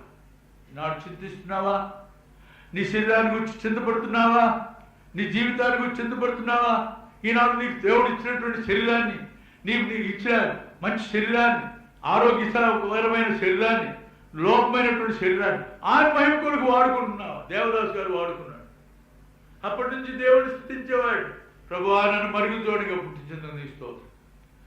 పెద్ద పెద్ద మగవాళ్ళగా పుట్టినాడు కూడా చేయలేని సేవలు నేను చేయగలుగుతున్నాను నీ స్తోత్రం. కనుక ఆశ్చర్యంగా నేను దేవుడు తను వాడుకోవాలని ప్రయత్నం. కొంతకాలం అయిన తర్వాత నంద్యాలలో పుట్టు పిల్లను ఎక్కడో చూసినారు. ఆమె కూడా రక్షించబడినాను. కనుక వాళ్ళిద్దరికి ఇచ్చి భక్సింగ్ గారు పెళ్లి చేశారు. న్యూస్ పేపర్లో వేశారు. ద్వార్ఫ్ ఇంకో ద్వార్ఫ్ని పెళ్లి చేస్తున్నాడు. భక్సింగ్ ఆ పెళ్లి చేశాడు. అంత పెద్ద ప్రఖ్యాతి కదా. నీ పెళ్లి ఇప్పుడు న్యూస్ పేపర్లు వేస్తారా? డబ్బులు ఇచ్చినా మరి ఎందువలన? ఆ పుట్టివాడిగా పుట్టవన దేవుడు వారిని పుట్టివారికి పుట్టించి ఆ మరుగుద్దువాడిగా ఉంటే వారికి బోధ, వారి రక్షణ, వారి పెళ్లి ప్రఖ్యాతవంతమైన సాక్షాత్తంగా చేయి. నీ విషయంలో దేవునికి చిత్తమే. నిన్ను దేవుడు ఏర్పరచుకోవడానికి గల కారణమేమి? నీవు ఆయన పాత్రవు, నీవు ఆయన పనిముట్టు. దేని కొరకు వాడబడుతున్నావు ఆలోచించుద్దా. అది ఎరువు తెచ్చింది, నీది కాదు, నీ సొంతం కాదు. అది నువ్వు గుర్తించిన వాడు. మనం ఈ శరీరాన్ని కలిగిన వారమే. ఈ శరీరంతో నేను ఏం చేయాలి ప్రభువా? నా విషయంలో నీ ఉద్దేశం నేను ఎలా జీవించు? నా కొడుకు పుట్టగానే వీడు ఏమన్నా కానీ డాక్టర్ కావాలయ్యా. ఎవరు చెప్పాడు? నెల్లూరు పంపితివి, ఈ ఊరు పంపితివి, ఆ ఊరు పంపితివి, కోచింగ్ వేలు ఖర్చు పెడితే వాడికేమో వేలలో వచ్చే నెంబరు. అక్కడ నుంచి మళ్ళీ ఒక విధమైన నాకు ఒక విధమైన డిస్కరేజ్మెంట్ ఏర్పడుతున్నారు బ్రదర్. దేవుడి మీద కూడా ఒక విధమైన అవిశ్వాసం. ప్రార్థన చేయండి బ్రదర్. నిన్ను గురించి చేయాల్సి వచ్చే, నీ కొడుకు సీట్ని గురించి కాదు, నిన్ను గురించి చేయాల్సి. వాడు కూడా అంటున్నాడు బ్రదర్, ఏం దేవుడయ్యా నువ్వు ఏం బాగా ప్రార్థన చేస్తావు, సంఘ పరిచర్య అంతా నువ్వు చేస్తావు, నాకు సీట్ రప్పించలేదు ఆ దేవుడు. ఏం లాభం, నేను అందరికి రాసినాను, భక్సింగ్ గారికి కూడా రాసినాను, నిన్ను ఎవరు చదవమన్నాడు ఎంబీబీఎస్ అని? నీ విషయంలో దేవుడి కోరిక ఏంటి? నువ్వు ఇంజనీర్ కావాలన్నా, నువ్వు ఒకవేళ డాక్టర్ కావాలన్నా, నువ్వు టీచర్ కావాలన్నా, నీ సొంత ఎస్టిమేషన్ వేసుకున్నావు. నీ కొడుకుని కూర్చి, నీ కూతురుని కూర్చి నీ ఉద్దేశం నువ్వు తలంచినావు. నా కొడుకు లేదు, వాడు నీవు సొత్తు కాదు, వాడు దేవుడికి ఇచ్చిన కుమారుడు. దయచేసి చూడండి, ఆదికాండం 33వ అధ్యాయం 5వ వచనం. ఆదికాండం 33వ అధ్యాయం 5వ వచనం. ఆదికాండం 33:5. ఏశావు వచ్చి కలుసుకున్నాడు యాకోబు. కలుసుకున్న తర్వాత ఆ స్త్రీలను పిల్లలను చూసి అడిగాడు, వీడు నీకేం కావాలా? మార్చబడినా యాకోబు పెనియోల్లో మార్చబడ్డాడు, తుంటినరం తన్నాడు, కుంటుకుని నడుస్తున్నాడు, కనుక చాలా కష్టకరమైన పరిస్థితుల్లో మార్చబడ్డాడు. నీవు దేవునితోనూ మనుషులతోనూ పోరాడి గెలిచినావు కనుక నీ పేరు ఇశ్రాయేలు అన్నాడు. కనుక మార్చబడిన ఇశ్రాయేలు తన పిల్లల గురించి ఏమని సాక్ష్యం ఇస్తున్నాడు చెప్పండి, చదవండి. వీడు దేవుడు నీ సేవకుడికి ఇచ్చిన పిల్లలే. ఏమని చెప్పాడు? వీడు మనల్ని అడిగితే ఏం చెప్తాం? Who is she? She is my first girl, she is doing her MSc Tirupati. She is my second girl, she is doing her Palani. మన పిల్లల గురించి అనేక సార్లు అతిశయిస్తాం. మంచిది, దేవుడు వారిని ఇచ్చాడు. అయితే దేవుడు వారిని నీకు ఇచ్చాడని చెప్పి తెలుసా? దేవుడు వారిని నీకు దయచేసినాడని తెలుసా? దేవుడు వారిని నీకు ఇచ్చిన సొత్తు, వారు మీ సొత్తు కాదు, ఎరువు పెట్టి తెచ్చుకున్నవారు. ఆయన ఇస్తేనికైనా పిల్లలు లేరు మొత్తుకుంటుంటారు. కొంతమంది ఎన్నెన్నో ప్రార్థన చేయించుకుంటుంటారు, పిల్లలు లేరు. అబ్రహాం కూడా ప్రార్థన చేశారు. గోత్రకర్తలందరూ గుడ్డుపోతాడే కనుక వాళ్ళు అబ్రహాం, ఇస్సాకు, యాకోబు ఎందుకు అలాగే చేశాడు? వారు ప్రార్థన చేయాలి, దేవా మా పిల్లలను దయచేసి. ఎందుకు? ప్రభు యొక్క చిత్తానుసారంగా వారి పిల్లలను దయచేసి ఆ విధంగా ప్రార్థన చేయాలనుకోరు. పిల్లలు లేరు అనుకున్న తర్వాత పిల్లలు కలిగినారు. పిల్లలు కలిగిన తర్వాత ఏమైంది? 25వ అధ్యాయం, ఆదికాండం 25వ అధ్యాయం, ఆదికాండం 25వ అధ్యాయం, 25వ అధ్యాయంలో 21వ వచనం.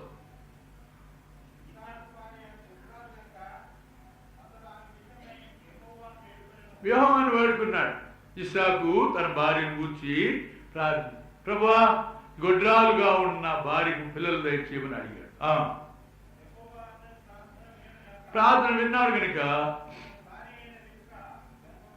అయిపోయిందా? గర్భవతి కాగానే అయిపోయిందా? నా భార్య గొడ్రాలు, ఆమె పిల్లలు కావాలి ప్రభు అని ప్రభుని అడిగితే ప్రభు ఆయన మొన్న ఆలోచించాడు, ఆమె గర్భవతి అయింది. అయితే చదవండి త్వరగా. కడుపులో ఉండే పిల్లలు ఒకరితో పోరుగులాడుతున్నారు.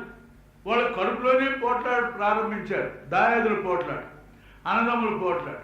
కనుక ఆమె ఏమన్నది? చదవండి. ఇంకెందుకు నేను చావు? సాధారణంగా ఈ దినాల్లో కూడా అనేకులకు ఉండే తలంపేది, ఇంకేం కాకపోతే ఆత్మహత్య చేసుకోవడం, ఇంకేమైనా కాకపోతే. ముఖ్యంగా సహోదరులకు మొదటి వచ్చే తలంపు ఏదంటే సావనం చేస్తే పోవడం. ఇలాంటి భర్తను చేసుకున్నానే, ఇలాంటి పిల్లలు పుట్టినారే, ఇలాంటి పరిస్థితులు ఏర్పడే, ఎందుకు సావనం చేస్తే పోవడం. అనేక పర్యాలు మనకు వచ్చే నిరుత్సాహత సాధారణ ముఖ్యమైన సాధనం. తాను ఓసారి ఎగ్జిబిషన్ పెట్టుకున్నాడు సాధన. ఆ ఎగ్జిబిషన్లో తన పనిముట్లన్నింటినీ ఎదురుగా పెట్టుకొని అందరికి చెప్తున్నాడు ఒక్కొక్క పనిముట్టు గురించి. ఇదేంటయ్యా రంపం, కరకర కోస్తాను, నా మాటలు ఎట్టేటువంటి మనుషులు కోతలాగా ఉంటుంది, ఇది ఏమిటి సుత్తే తలకాయలు మొదలుకొడతాను, పోట్లాడికి ప్రసిద్ధి నేను కనుక ఇదిగో వాళ్ళ మీద వాడేటువంటి సాధనం. ఇలాగ వాడుతుంటే ఆఖరికి ఓ పెద్ద కత్తి అవుతుంది, దానికి పిడి కూడా ఊడుతుంది. అప్పుడు అన్నాడు, ఇంత మంచి వస్తువులు పెట్టుకున్నావు కదా, ఇది ఎందుకు ఇది పెట్టుకున్నావు పెద్ద కత్తి, దానికి ఏం పిడి కూడా లేదంటే అది ఎక్కువ వాడతాను, దానికి టైమే లేదు, అందుకని ఎప్పుడు పిడిగాలో నాకు దోషం లేదు, రాత్రింబగలు వాడతాను. ఏంటో అంతగా వాడే సాధన వస్తుంటే డిస్కరేజ్మెంట్, నిరుత్సాహత, నిరాశ అనేది సాతాను వాడు. విశ్వాసుల మీద వాడతాను, అవిశ్వాసుల మీద కూడా వాడతాను, రాత్రి వాడతాను, పగలు వాడతాను. పడుకున్న తర్వాత నిద్రపడదు, తనుకులాడు ఎట్లబ్బా ఎట్లా ఉత్సాహం ఎందుకు వచ్చింది ఈ బతుకు? ఎప్పుడు నిలుస్తాదే మానవుని జీవితం నిలుస్తాను. కనుక ఆమె ఏమన్నదంటే, నా కడుపులో పిల్లలు పోట్లాడుకుంటున్నారు, నేను బతుకుని ఎందుకున్నాను. అప్పుడు ఏమన్నాడు? చదవండి. అది కూడా దేవుడిని అడగడానికి పోయాడు. అడిగినప్పుడు దేవుడు ఏం చెప్పాడు? చదవండి.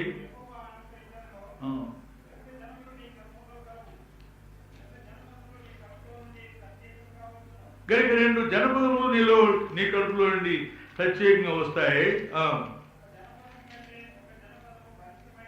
ఒక జనపదం కంటే ఒక జనపదం బలిష్టమైంది ఉంటుంది అని తాను చెప్పుకోగలిగినాడు. కనుక గ్రహించినాడు. దేవుడి పిల్లలమైన మనం మన పిల్లల గురించి ప్రార్థిస్తున్నామా? గర్భవతిగా ఉంది, ప్రార్థన చేయండి బ్రదర్. కన్ఫైన్మెంట్ బాగా అయ్యేటట్టు ప్రార్థన చేయండి. సిజరిన్ కాకుండా ప్రార్థన చేయండి. బాగా సేఫ్ కన్ఫైన్మెంట్ ప్రార్థన చేయండి. బ్లడ్ తక్కువగా ఉందంటే బ్లడ్ కొరకు ప్రార్థన. ఇన్ని చెప్తారు కానీ పుట్టబోయే పిల్లవాడు మగ పిల్లోడు ఆడపిల్లోడు వాడు దేవుని మహిమ కొరకుగా ఉంటే ప్రార్థన చేయండి చెప్పరు. అంతేకాదు ప్రార్థన చేయండి అంటారు. కన్ఫైన్మెంట్ కొరకు ప్రార్థన చేస్తుంటాం. మందిరంలో సంఘంలో బల దగ్గర అంతా ప్రార్థన చేస్తున్నాం. తర్వాత ఎవరో వచ్చి చెప్తారు, ఎవరు నన్ను కూర్చొని నన్ను సమాధానం మన గురించి ప్రార్థన చేస్తున్నావు, ఎవరు కూర్చొని ఆ సమాధానం మీద ఆమె గర్భవతి కన్నాది పురుడు కూడా తిరిగిపోయింది. అప్పుడు ఏమో చెప్పను కూడా లేదే అంటే క్షేమంగానే ప్రసవించిందన్న, మీకు చాలా వందనాలు అన్నాను. కన్నడానికే దేవుడికి వందనాలు ఇచ్చినావు, కానీ తర్వాత పుట్టబోయే శిశువు సంగతి ఏంటి? ఈనాడు మన పిల్లల గురించి మనం సరైన జాగ్రత్త కలిగిన వారంగా ఉన్నామా? గుర్తించిన వారంగా ఉన్నామా? వారికి భవిష్యత్తు గురించి ఆలోచిస్తున్నామా? ఆదికాండం 48వ అధ్యాయం. ఆదికాండం 48వ అధ్యాయం 9వ వచనం చదవండి. ఇప్పుడు యాకోబు అడిగాడు, నాయనా నీ కుమారులు తీసుకురారా, నేను వారిని గురించి ప్రార్థన చేస్తాను అని అడిగాడు. అప్పుడు రాజు యొక్క ప్రధాని అయినటువంటి యోసేపు తన 2 కుమారులు ఎలా తీసుకొచ్చాడు? ఎడమ చేతిలోనేమో కొడుకు పెద్ద కొడుకుని పెట్టుకున్నాడు, కుడి చేతిలో చిన్న కొడుకుని తీసుకున్నాడు. వచ్చి నాయన అప్పుడు యాకోబు అడిగాడు, కళ్ళు కనబడంలే, ఎవరు నాయన వీళ్ళు? చదవండి. వీరు నా కుమారులు. ఆ మాట ఎందుకు మళ్ళీ?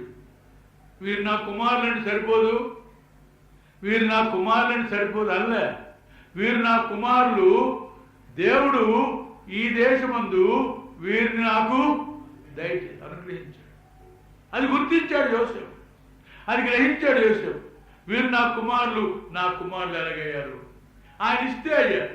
ఈ దేశంలో ఆయన నా కుమారులు ఇచ్చాడు గనుక వారు నాకు ఇచ్చారు గనుక నా కుమారులు. గ్రహిస్తున్నావా? నీ పిల్లలు నీ వారు కాదు. నీ పిల్లలు నీకు అనుగ్రహించబడ్డారు. నీవు నీ వాడు కావు. నీ అందరూ నువ్వు జీవించడానిలే. నువ్వు ఎరువు తెచ్చుకున్నవాడు. దేవుడు నిన్ను ఇచ్చాడు, దేవుడు నిన్ను పుట్టించాడు. ఆయన తన మహిమాత్మే. ఇక్కడ చూడండి 31వ అధ్యాయం, ఆదికాండం 31వ అధ్యాయం 41వ అధ్యాయం, ఆదికాండం 41వ అధ్యాయం. మీరే చూడండి. యోసేపు తన కుమారులకు పేరు పెట్టాడు. చదవండి 50 యోసేపు కరువు సంవత్సరం రాకమునుపు యోసేపుకి 2 కుమారులు పుట్టిరి. ఓను యొక్క యాజకుడైన పోతీఫర కుమార్తె ఆసనతు అతనికి వారిని కని. 2 కొడుకులు పుట్టారు. వారికి 2కి పేర్లు పెట్టాడు. ఏమని పేరు పెట్టినాడు? సూర్యప్రకాశ్రావు. వాడేమో కరిముద్దుగా ఉంటాడు, వాడు సూర్యప్రకాష్. కనుక కూతురు పుట్టింది. దానికి సప్పుడు ముక్కు నల్లగా ఉంది, కానీ చంద్రలేఖ. మన పిల్లలకు పేర్లు పెట్టిస్తాం మనకుండే ఆశలని. సాధారణంగా విశ్వాసులైనటువంటి వారు నగలను తీసేస్తారు. ఆడళ్ళు తీసేసి పిల్లలకు తగిలిస్తారు. పిల్లలకి ఇబ్బందులు పూలు ఏం కారణం? మన ఆశను తీర్చుకోవడానికి మన ఆశ కనబడుతుంది మన పిల్లల పేర్లలో. నీ పిల్లలు ఏంగా ఉండాలని కోరుతున్నావు? నీ పిల్లల విషయంలో దేవునికి చిత్తం మీద గ్రహించినావా? నీ పిల్లల విషయంలో దేవుడిని అడిగినావా? ఎందుకు ఇచ్చినావు ప్రభు ఈ కుమారుని? ఎందుకు ఇచ్చినావు ప్రభు? కూతురు పుట్టింది, కొడుకు పుట్టింటే బాగున్నది, నీకు బాగుండు. దేవునికి ఉద్దేశం ఏంటి, నీకు ఇచ్చుట్లో గల కారణమే. ఇక్కడ ఏం చెప్తున్నాడు, ఏమని, ఆయనకు 5 కుమారులు పుట్టారు. 5 కుమారులు పుడితే అప్పుడు యోసేపు, దేవుడు నా సమస్త బాధను నా తండ్రి ఇంటి వారిని అందరినీ మరిపించినట్లు చేసిన కనుక అతనికి మనష్షే అని పేరు. ఉద్దేశపూర్వకంగా దేవుడు నన్ను తీసుకొచ్చాడు, నన్ను ఇక్కడ ఐగుప్తులో పెట్టాడు, నా తల్లి ఏమైందో, నా తండ్రి ఏమైనారో, నా అన్నలు ఏమైనారో అందరినీ మర్చిపోయేటట్టు చేశాడు. ఈ కొడుకు పుట్టిన తర్వాత నాకు నచ్చింతపోయింది కనుక వీనికి మనష్షే అనే పేరు పెట్టాడు. అంత మాత్రం కాదు, మళ్ళీ దయచేస్తూండి తర్వాత అతడు నాకు బాధ కలిగిన దేశమందు దేవుడు నన్ను అభివృద్ధి పొందించని చెప్పి 2వ వానికి ఎఫ్రాయిం అని పేరు పెట్టాడు. వాడు అభివృద్ధి పొందిన ఈ బాధకరమైన దేశంలో బానిసగా వచ్చిన నన్ను దేవుడు అభివృద్ధి పరిచాడు కనుక నా కొడుకు పేరు ఎఫ్రాయిం అని పేరు పెట్టాడు. ఉద్దేశపూర్వకంగా దేవుడు ఇచ్చాడు. దేవుడు ఎందుకు ఇచ్చాడో గ్రహించాడు. దేవుడిని ఏర్పరచుకున్న కారణం ఏది ప్రియుడా, ప్రియ సహోదరుడా? దేవుడిని ఏర్పరచుకున్న కారణం ఏది ప్రియ సహోదరి? దేవుడికి ఇచ్చిన పిల్లల విషయంలో ఆయన చిత్తమేది ప్రియ సహోదరుడా? దేవుడు నీకు అనుగ్రహించాడు. వారు నీ వారు కారు, వారు నీ వారు కారు. దేవుడు నీకు ఇస్తే వచ్చిన వారు, నీవు నీ వాడవు కావు. ఆయన వల్లనే కలిగింది. రోమీయులకు రాసిన పత్రిక, రోమా పత్రిక 14వ అధ్యాయం 7వ వచనం. రోమా 14:7 చదవండి. రోమా 14:7. గనుక మనం ఈ శరీరంలో ఉన్నప్పుడు 14 మన కోసం బతకడానికి వీళ్ళే. మన వారం కావు, మన వారం కనుక కాదు కనుక ఎవరినో తన కోసం బ్రతకడు. ఎవరు తన కోసం చనిపోడు. నా కోసం నేను చచ్చిపోతున్నా అనడానికి నీకు వీళ్ళే. నేను చచ్చిపోతాను, నా ఇష్టం, నేను చచ్చిపోతాను అనలే. ఆత్మహత్య తప్పని ఎవరు చెప్పినారు అన్నాడు ఆయన. ఏం చెప్పాడు? అసలు నీ శరీరం మీద నీకు అధికారం ఎవడిచ్చాడని, నీ అంతా నువ్వు చంపుకోవడానికి అధికారం ఇచ్చాడా? నువ్వు ఈ విధంగా ఉండాలని దేవుని కోరికనా? నువ్వు చేసిన ఉద్యోగం దేవుని చిత్తానుసారంగా, దేవా నన్ను పుట్టించినావు, నన్ను ఇక్కడ పనిచేయడానికేనా, నన్ను ఈ విధంగా పనిచేయడానికేనా అని అడిగావా? ప్రభు చిత్తాంశం కనుక ఎవరు తన కొరకు బ్రతుకుడు, ఎవరు తన కొరకు చనిపోడు. చదవండి ఇంకా.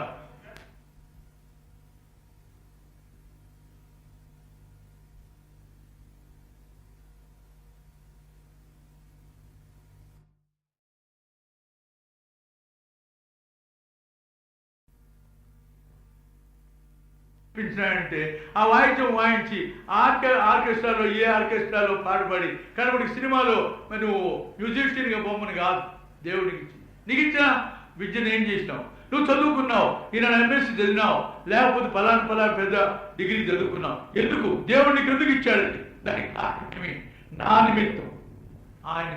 ఎందుకంటే ఆయనకు 7వ వచనం 43వ అధ్యాయం 7వ ఎందుకు ఇచ్చాడు? నేను నా మహిమ నిమిత్తం నేను సృజించిన, నా మహిమ నిమిత్తం నేను సృజించాను గనుక నీవు నా మహిమ కొరకే జీవించాలి, నా మహిమార్థం నువ్వు జీవించాలి. అందుకొరకే ఇచ్చాడు. నీవు ఆయన మహిమ కొరకు ఇచ్చాను. ఎందుకు ఇచ్చాడో? గొడవలి నువ్వు గొడవలు తీసుకెళ్ళు. అయ్యా నేను ఇల్లు కట్టుకోవాలండి, నేను ఆ దూలాలు నరకాలండి, నా దగ్గర కత్తే ఉందండి, గొడవలు లేదని అంటే వాళ్ళు ఇచ్చాడు. ఎందుకు ఇచ్చాడు? నువ్వు ఇల్లు కట్టుకోవడానికి, ఆ చెట్లు నరకడానికి.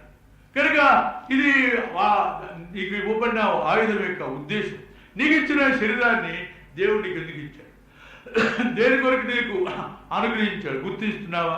నా మహిమ నిమిత్తం, నా మహిమ నిమిత్తం. చదవండి మత్తయి 5:16. మత్తయి 5:16 ఏమన్నాడు ఇక్కడ? మత్తయి 5:16 మనుషులు మీ శక్తిని చూచి పరలోకమందున్న మీ తండ్రిని మహింపరచునట్లు వారి ఎదుట మీ వెలుగు ప్రకాశింపండి. మనుషులు మీ శక్తిని చూచి పరలోకమందున్న మీ తండ్రిని మహింపరచునట్లు వారి ఎదుట మీ వెలుగును ప్రకాశం. మనం ఆయనకు మహిమకరంగా జీవించాలి. మనం ఆయనకు మహిమకరమైన పాత్రగా ఉండాలి.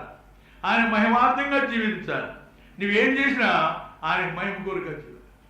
ఉద్యోగం చేసినా, కూలి పని చేసినా, నువ్వు వేళ సేవకు వచ్చినా, ఏం చేసినా ఇవన్నీ కూడా డిపార్ట్మెంట్ ఆ విధంగా నేను వాడుకోవచ్చు. నిన్ను దేవుడిని సృష్టించడానికి కారణం ఏమంటే ఆయన మహింపరుస్తాడు. ప్రభు యేసుక్రీస్తుని ఎందుకు సృష్టించాడు? యోహాను సువార్త 1వ అధ్యాయం, యోహాను సువార్త 1వ అధ్యాయం 14వ వచనం. యోహాను 1:14 చదువు.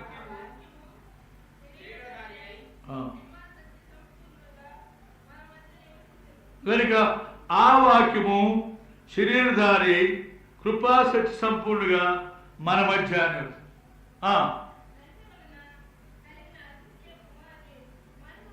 తండ్రి వలన కలిగిన అద్వితీయ కుమారుని మహిమ వలె మనం ఆయన మహిమను కనుగొన్నాం. తండ్రి వల్ల కలిగినటువంటి అద్వితీయ కుమారుని మహిమ వలె ఆయన కనుగొన్నాం. ఆయన మహిమపరచడానికి, ఆయన మహిమను ప్రత్యక్షపరచడానికి పుట్టాడు. యేసు ప్రభు భూలోకానికి వచ్చిన కారణం ఏమంటే, ఆయన శరీరీతిగా రావడానికి గల కారణం ఏమిటి? తండ్రి వలన పుట్టిన అద్వితీయ కుమారుని మహిమ వలె మనం ఆయన మహిమను చూస్తాం. ఓ తండ్రికి ఒకే ఒక కొడుకుంటే ఆ కొడుకులో తండ్రి యొక్క గొప్పతనం అంతా ఎలా కనిపిస్తుందో, ఆ విధంగా తండ్రి అయిన దేవుని యొక్క మహిమంతా కనబడడానికి గాను యేసుక్రీస్తుని లోకంలో పుట్టించాడు. ఆయన మహిమను ప్రత్యక్షపరిచాడు. ఆయనకి 2 కార్లు ఉండేటువంటి. ఆయన ఇండియాకు వచ్చినా కూడా ఆయన బట్టలు ఇస్త్రీ చేసి గ్రేట్ బ్రిటన్ నుండి వచ్చేటువంటి. ఎవరికి? జవహర్లాల్ నెహ్రూ. ఏమంటే మోతీలాల్ నెహ్రూ అంత గొప్పవాడు కనుక తన కొడుకును అంత గొప్పగా పెంచుకున్నాడు. ఫారెన్లో జార్జిరాజు కొడుకు ఒక కారు ఉంటే ఈయన 2 కార్లు ఉన్నాయి. అందరూ చూసి ఏమంటారు? 2 కార్లు ఉన్నాయి, ఇది ఎవరురా అంటే ఇండియాలో తన మోతీలాల్ నెహ్రూ కొడుకు అంటారు. అంత మాత్రమే కాదు, ఇండియాకు వస్తే ఆయన బట్టలు ఇస్త్రీ చేయడానికి గ్రేట్ బ్రిటన్ నుండి చేయటువంటి. ఏమై అంటే ఆయనకు తండ్రి వలన కలిగిన అద్వితీయ కుమారుని మహిమ వలె మనం ఆయన మహిమను. ఓ తండ్రికి ఒకే ఒక కుమారుడు ఉంటే తండ్రి గొప్పతనం అంతా, తండ్రి గొప్ప ఘనత అంతా కుమారులు ఎలా కనిపిస్తుందో, అలాగే తండ్రి యొక్క దేవునికి మహిమ అంతా కనబడడానికే దేవుడు ప్రభు యేసుక్రీస్తును పుట్టించాడు. కనుక యేసు ప్రభు జీవించిన జీవితంలో అన్నీ కూడా అలా జరిగాయి. దయచేసి చూడండి, ఆయన సెలవిచ్చిన మాట ఒకసారి మనం వాక్యంలో చూసుకుందాం. ఆయన ఏ విధంగా తండ్రిని మహింపరిచాడో మనం చూడగలం. మత్తయి సువార్త 15వ అధ్యాయం 31వ వచనం. మత్తయి 15:31, 15:31 త్వరగా చదువు. మోగాడు మాట్లాడు, అంగహీనుడు బలపడు, కుంటివారు నడుచు చూచి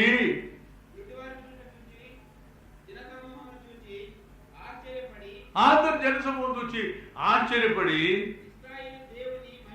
మహిమపరిచి ప్రభు యేసుక్రీస్తు వారు చేసిన కార్యం. కుంటివాళ్ళను బాగు చేశాడు, ఆయన అంగహీనులను బాగు చేశాడు. వారందరినీ ఎందుకు బాగు చేశాడంటే, ఎందుకు బాగు చేశాడు చెప్పండి? ఎందుకు బాగు చేశాడు? తండ్రి తండ్రిని మహిమపరిచాడు. ఆ విధంగా తండ్రిని మహిమపరచడానికి అవకాశం ఏర్పడింది.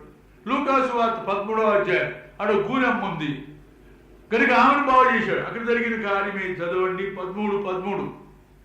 లూకాసు వార్త 13వ అధ్యాయం. ఇప్పుడు ఆ గూనె ఆమె రాగానే ఆమె చేతులు ఉంచగానే ఆమె చక్కగా లేచి నిలబడ్డారు. ఏం లాభం కలిగింది? దేవుని మహిమపరిచి, దేవుని మహిమార్థం ఆ కార్యం చేసి 17వ అధ్యాయం లూకాసు వార్త 17వ అధ్యాయం. అక్కడ 10 మంది కుష్ఠరోగులు వచ్చారు. ఆ కుష్ఠరోగులు వస్తే వారిని చూచి మీరు వెళ్ళిపోయి యాజకులు కనపరుచుకోండి అన్నాడు. వారు వెళ్ళి చూడగా వారు స్వస్థపడ్డారు. అందుకని అక్కడ సమరయుడు ఏం చేశాడు చదవండి, 17వ అధ్యాయం 16వ వచనం.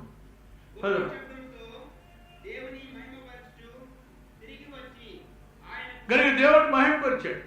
వాడిని బాగు చేయడం వలన దేవుడు ప్రభు అయిన యేసుక్రీస్తు దేవుడిని మహిమపరిచేవాడుగా లోకంలో జీవించాడు. 18వ అధ్యాయం 43వ వచనం చదవండి. గుడ్డివాడు ఇచ్చాడు. అయ్యా నాకు కను దయచేయమన్నాడు. ఈ గుడ్డివాడందరినీ బాగు చేసుకుంటూ పోయాడా? లే, గుడ్డివాడికి చూపు వచ్చింది. చూపు వచ్చినప్పుడు కనుక దేవుని మహిమపరుస్తూ ఆయన వెంబడి దేవుని మహిమార్థం ప్రభు అయిన యేసుక్రీస్తు లోకంలో ఉన్నాడు. దేవుడు తను ఏర్పరచుకున్నాడు. ఎందుకంటే ఆయన మహిమపరచడానికి. ఆయన దేవుడు ఆయనకి ఇచ్చిన శరీరం ఎందుకంటే ఆయన మహింపరచడానికి. కంటికి కనిపించిన దేవుడు కంటికి కనిపించేవాడుగా లోకానికి వచ్చాడు యేసు ప్రభు. ఎందుకు వచ్చాడు అలాగా? ఆయన శరీరధారిగా రావడానికి కారణం ఏమి? వాడిని చంపడానికి, వీడిని చంపడానికి, ఆ బోధ చేయడానికి, ఈ బోధ చేయడానికి. వాడిని చంపడానికి, వీడిని చంపడానికి దేవుడు అనుకుంటే చేస్తాడు. ఒకవేళ దేవుడు పలానోడు చచ్చుగాక అనుకుంటే ఊరికెళ్ళి చేస్తాడు. వాడికి ఓ బోధ, వీడికి ఓ బోధ అంటే ఏదో ఓ బోధకుని లేపి ఆయన చెప్పగలడు. మరి ఆయన శరీరధారిగా రావడానికి గల కారణం ఏమి? తండ్రిని మహింపరచడానికి. తండ్రిని మహింపరచడానికి. ప్రభునందు ప్రియ సహోదరుడా, నీవు దేవుడి కొరకు ఏర్పరచుకోడు. నీవు నీ సొత్తు కాదు. దేవుడిని ఏర్పరచుకున్నావు ఎందుకంటే ఆయన సొత్తు కాదు. మరలా చదవండి మొదటి కొరింథీయులకు రాసిన పత్రిక 6వ అధ్యాయం 20వ వచనం. గనుక మన విషయంలో దేవుడి కోరిక ఏంటంటే, చదవండి, విలువ పెట్టి కొనబడిన వారు కనుక దేవుని మహింపరచు. ఈ దేహంతో దేవుని మహింపరచు. అది ఎరువు తెచ్చిన గొడలి. అది ఎరువు తెచ్చిన గొడలి. ఆ సంగతి కనుక వాడు కానీ జ్ఞాపకం ఉంచుకుంటే జాగ్రత్తగానే చేసి జాగ్రత్తగా ఉండేవాడు. నలుగురా, బాగా ఇరా, బాగా దెబ్బయిరా అని ఆయన పక్కనోడంటే, లేదు అది మంది కాదు, వేరే వాళ్ళది, కొంచెం జాగ్రత్తగా ఉండకపోతే మళ్ళీ ఒకవేళ ఊడిపోతుందేమో, విరిగిపోతుందని భయం ఉన్నాం.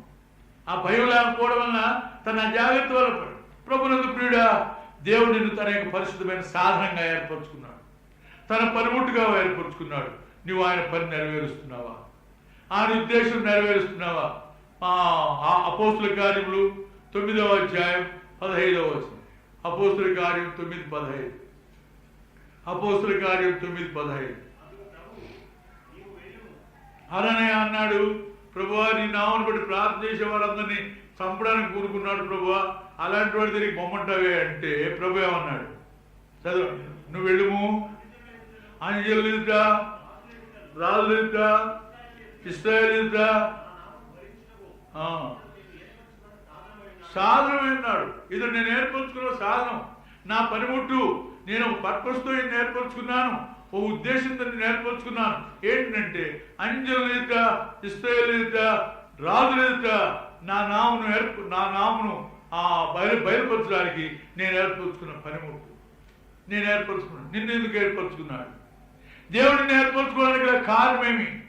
దేవుడి విషయంలో దేవుని తన చిత్తమేది? నువ్వు చదువుకునే చదువు, పెద్ద గొప్ప చదువు ఎందుకు? నీకుండేటువంటి మంచి గొంతు ఎందుకు? నీకుండే పాటల జ్ఞానం ఎందుకు? నీవు రాత్రి అయినా ప్రభు యొక్క సన్నిధిలో ప్రార్థిస్తావా? ప్రభువా నన్ను ఎందుకు పుట్టించినావు? నన్ను లోకంలో పుట్టించడానికి కారణమేమి? పుట్టివాడైన దేవదాసును మీరు వాడుకోవడానికి పుట్టిగా పుట్టిస్తే, గుడ్డివాడైన 9వ అధ్యాయం నుండి గుడ్డివాడిని నీ మహిమ కొరకు పుట్టిస్తే, అనేకులను సౌపరిచిన అపోస్తులైన పౌలను, నువ్వు సౌలును నీవు నీ యొక్క సాధనంగా నీ పనిముట్టుగా వాడుకుంటే నన్ను దేనికి వాడుకుంటావో అడుగు. ప్రభు యొక్క సన్నిధిలో ఈ రాత్రి తీర్మానించు. అయితే ఈ మనుషుడు ఏం చేశాడంటే, తనకి ఇవ్వబడినటువంటి అరువు సాధనాన్ని పడవేసుకున్నాడు. దాన్ని పడవేసుకున్నాడు, పోగొట్టుకున్నాడు. తనకు అరువుగా తెచ్చుకున్న పనిముట్టు నాది కాదు, వేరే యజమాను నాకు ఇచ్చాడు, వేరే వాందిది అని దాన్ని జాగ్రత్తగా వాడుకోవడానికి బదులుగా దాన్ని మిస్యూజ్ చేసి దాన్ని కాండ్రితిగా వాడుకుని దాన్ని పడవేసుకున్నాడు. పడిపోయింది. తిరిగి మన పాఠానికి వద్దాం. ఇప్పుడు ఏమైంది మనకు తెలుసు. తర్వాత చరిత్ర పడిపోయింది. నీడలో పడిపోగానే అప్పుడు కేకలేస్తున్నాడు. ఏమని? నా ఏలినవాడా, అయ్యో నా ఏలినవాడా. అది అరువు తెచ్చిన గొడలి, నాది కాదయ్యా, నేను వాడుకోవడానికి తెచ్చినాను కనుక ఇది పడిపోయింది. ఇప్పుడు నేను దాన్ని మరలా అప్పచెప్పాలా? నేనేం చేయాలా? నాకేం చేయాలా? నాకు తెలియపరచు కనుక వచ్చి ప్రార్థన చేయమని కోరుతున్నాను. ఈ రాత్రి నువ్వు కూడా ప్రార్థన కోరు. ప్రభువా నన్ను నువ్వు ఎందుకు ఏర్పరచుకున్నావో నాకు సహాయం. నేను పడిపోయినాను, నేను పతనావస్థలో ఉన్నాను. నన్ను నువ్వు ఏర్పరచుకున్న ఏర్పాట్లు నేను. ఆదామా ఎక్కడున్నావు? ఎక్కడున్నాడు? నీవు వస్తున్నావు తెలిసి నేను ఈ చెట్ల చాటు దాక్కున్నాను. నీవు నేను తిన్నప్పుడు తిన్నావు కదా, నువ్వు దిశమల వాడవని ఎవరు చెప్పారు? నేను నిన్ను ఏర్పరచుకున్న ఏర్పాటు ఏదో, నేను ఉంచిన స్థానం ఏదో నువ్వు మర్చిపోయావు, పోగొట్టుకున్నావు. అదే ప్రభు యేసుక్రీస్తు తిరిగి కట్టడానికి వచ్చాడు. యేసు భూలోకానికి రావడానికి కారణం ఏమంటే, ఏదైతే ఆదాములో పోగొట్టుకున్నామో అది తిరిగి మనం రప్పించాలి.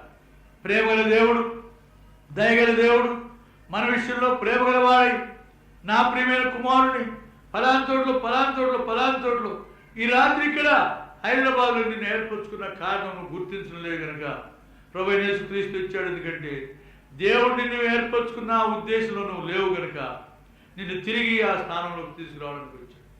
పోగొట్టుకున్న స్థానాన్ని తిరిగి తీసుకురావడానికి వచ్చాడు. అదే ఆయన చిత్తం. అందుకనే ఆయన మనకు చేయబోయే గొప్ప మేలేదో తెలుసా? యేసు ప్రభు ద్వారా మనకు రాబోయే గొప్ప మేలేంటి చెప్పండి? యేసు ప్రభు ద్వారా మనకు రాబోయే గొప్ప మేలేది? యేసు ప్రభు ద్వారా మనకు కలగబోయే గొప్ప మేలేది చెప్పలేరు? యేసు ప్రభు ద్వారా మనకు రాబోయే గొప్ప మొదటి యోహాను పత్రిక 3వ అధ్యాయం 2వ వచనం చదవండి. మనం దేవుని పిల్లలమైనాం. ఎవరు దేవుని పిల్లలు? తన్నందరూ అంగీకరించడం వారికి అందరికీ దేవుని కుమారుడికి ఆయన అధికారం. గనుక మనం ఇప్పుడు ఆయన అంగీకరించడం ద్వారా దేవుని పిల్లలమైనాం. ఇంకేమేమవుతామో అది ఇంకా ప్రత్యక్షపరచబడలేదు. కానీ రేపు ఆయన ప్రత్యక్షమైనప్పుడు ఆయన ఉన్నట్టుగా నేను చూదుము కనుక ఆయన్ను పోలిన వారం. ఆ పోలిక మళ్ళీ ఆదికాండం 1వ అధ్యాయం 27వ వచనం. ఆదికాండం 1వ అధ్యాయం 27వ వచనం. ఆదికాండం 1వ అధ్యాయం దేవుడు తన స్వరూపమందు నన్ను సృజించి. తన స్వరూపం ఏది? దేవుని స్వరూపం. దేవుని స్వరూపం లేదు. ఎందువల్ల దేవుడు ఆత్మ కనుక ఆయన ఆరాధించువారు ఆత్మతో సత్యంతో ఆరాధన. ఆయన ఆత్మస్వరూపి. ఆయన స్వరూపం లేనివాడు. మరి ఎట్లా? 2వ కొరింథీయులకు రాసిన పత్రిక 4వ అధ్యాయం 4వ వచనం. 2వ కొరింథీ 4:4. కనుక ఆత్మస్వరూపి అయిన దేవుడు శరీరధారిగా వచ్చాడు. చదవండి 4:4. దేవుని స్వరూపి అయిన క్రీస్తు ఎవరు? దేవుని స్వరూపం లేదు. దేవుడు ఆత్మస్వరూపి, కంటికి కనబడు. అయితే దేవుని కనబడే స్వరూపం ఏదండి? క్రీస్తు. దేవుని స్వరూపి అయిన క్రీస్తు.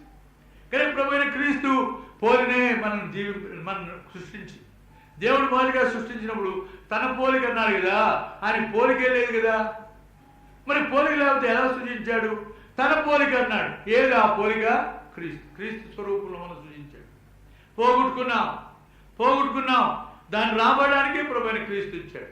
ఆయన వచ్చి మనం తిరిగి ఆ స్వరూపంలో రేపు మనకు రాబోయే ఆఖరి దశ ఏదంటే మనం క్రీస్తుని పోలిన వారంగా ఉంటాం. ఏ స్వరూపాన్ని దేవుడిస్తే పోగొట్టుకున్నామో దాన్ని తిరిగి మనం పొందిన వారం అవుతాం.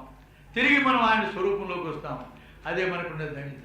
ఇప్పుడు ఎరువు తెచ్చుకున్న గొడలి నీళ్ళలో పడిపోయింది. ఎట్లా? అది బాగు రావడం.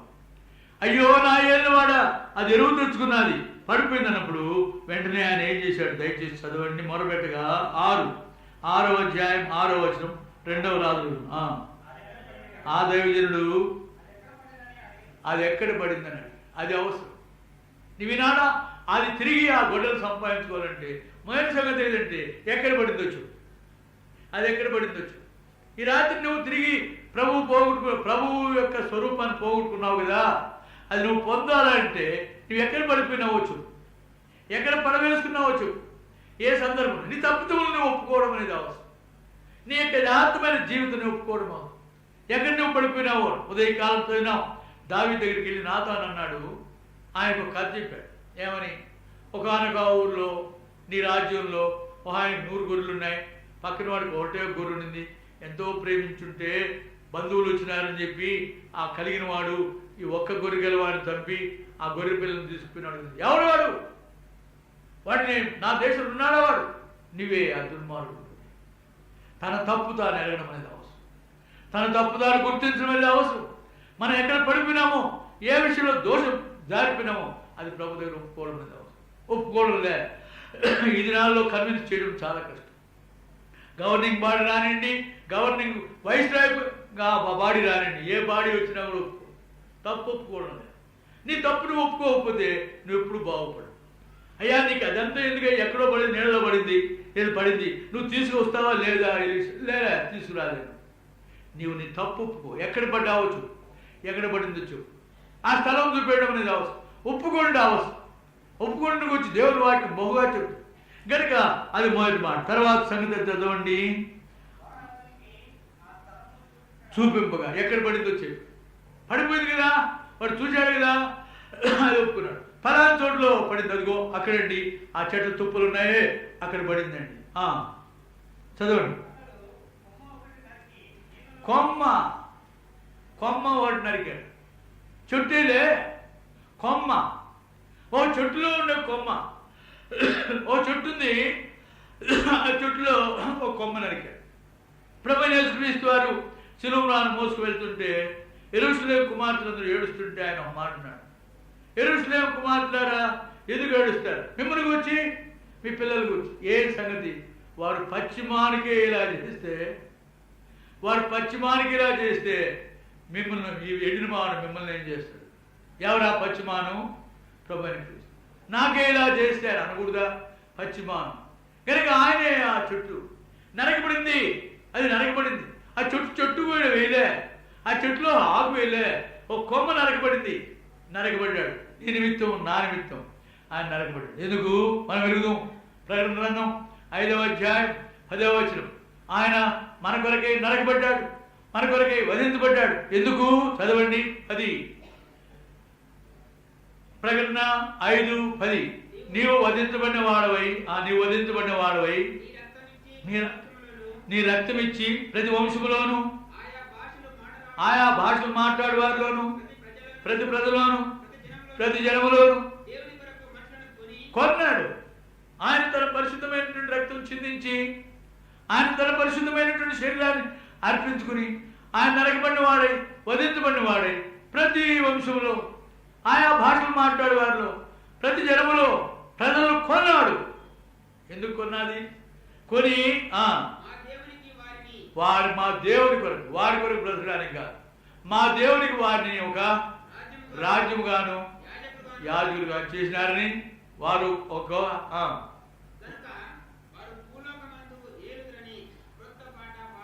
లోకంలో ఏలేవారి. మేము పరిపాలకులుగా దేవుడు మమ్మల్ని ఏర్పరచుకున్నాడు. ఏమిటి మా పరిపాలన? ఆయన మమ్మల్ని కొన్నాడు. ఆయన వధించబడిన వాడే, ఆయన నరకబడిన వాడే ఆయన కొన్నాడు. కనుక ఇది మనం జాగ్రత్తపరచుకోవాల్సిన విషయం, మనం గుర్తించవలసిన విషయం. కనుక ఇప్పుడైతే ఆ కొమ్మ అక్కడ వేశారో, ఆ కొమ్మ ఆ ఇనుము లేచి, చదవండి. ఎప్పుడైతే కొమ్మ వేశాడు, నరకబడిన కొమ్మ వేశారో తేలింది, గొడవలు తేలిందని సంతోషించలే. ఏమన్నాడు? మరలా ఇంకో డ్యూటీ పెట్టాడు. ఏంటి? చదవండి.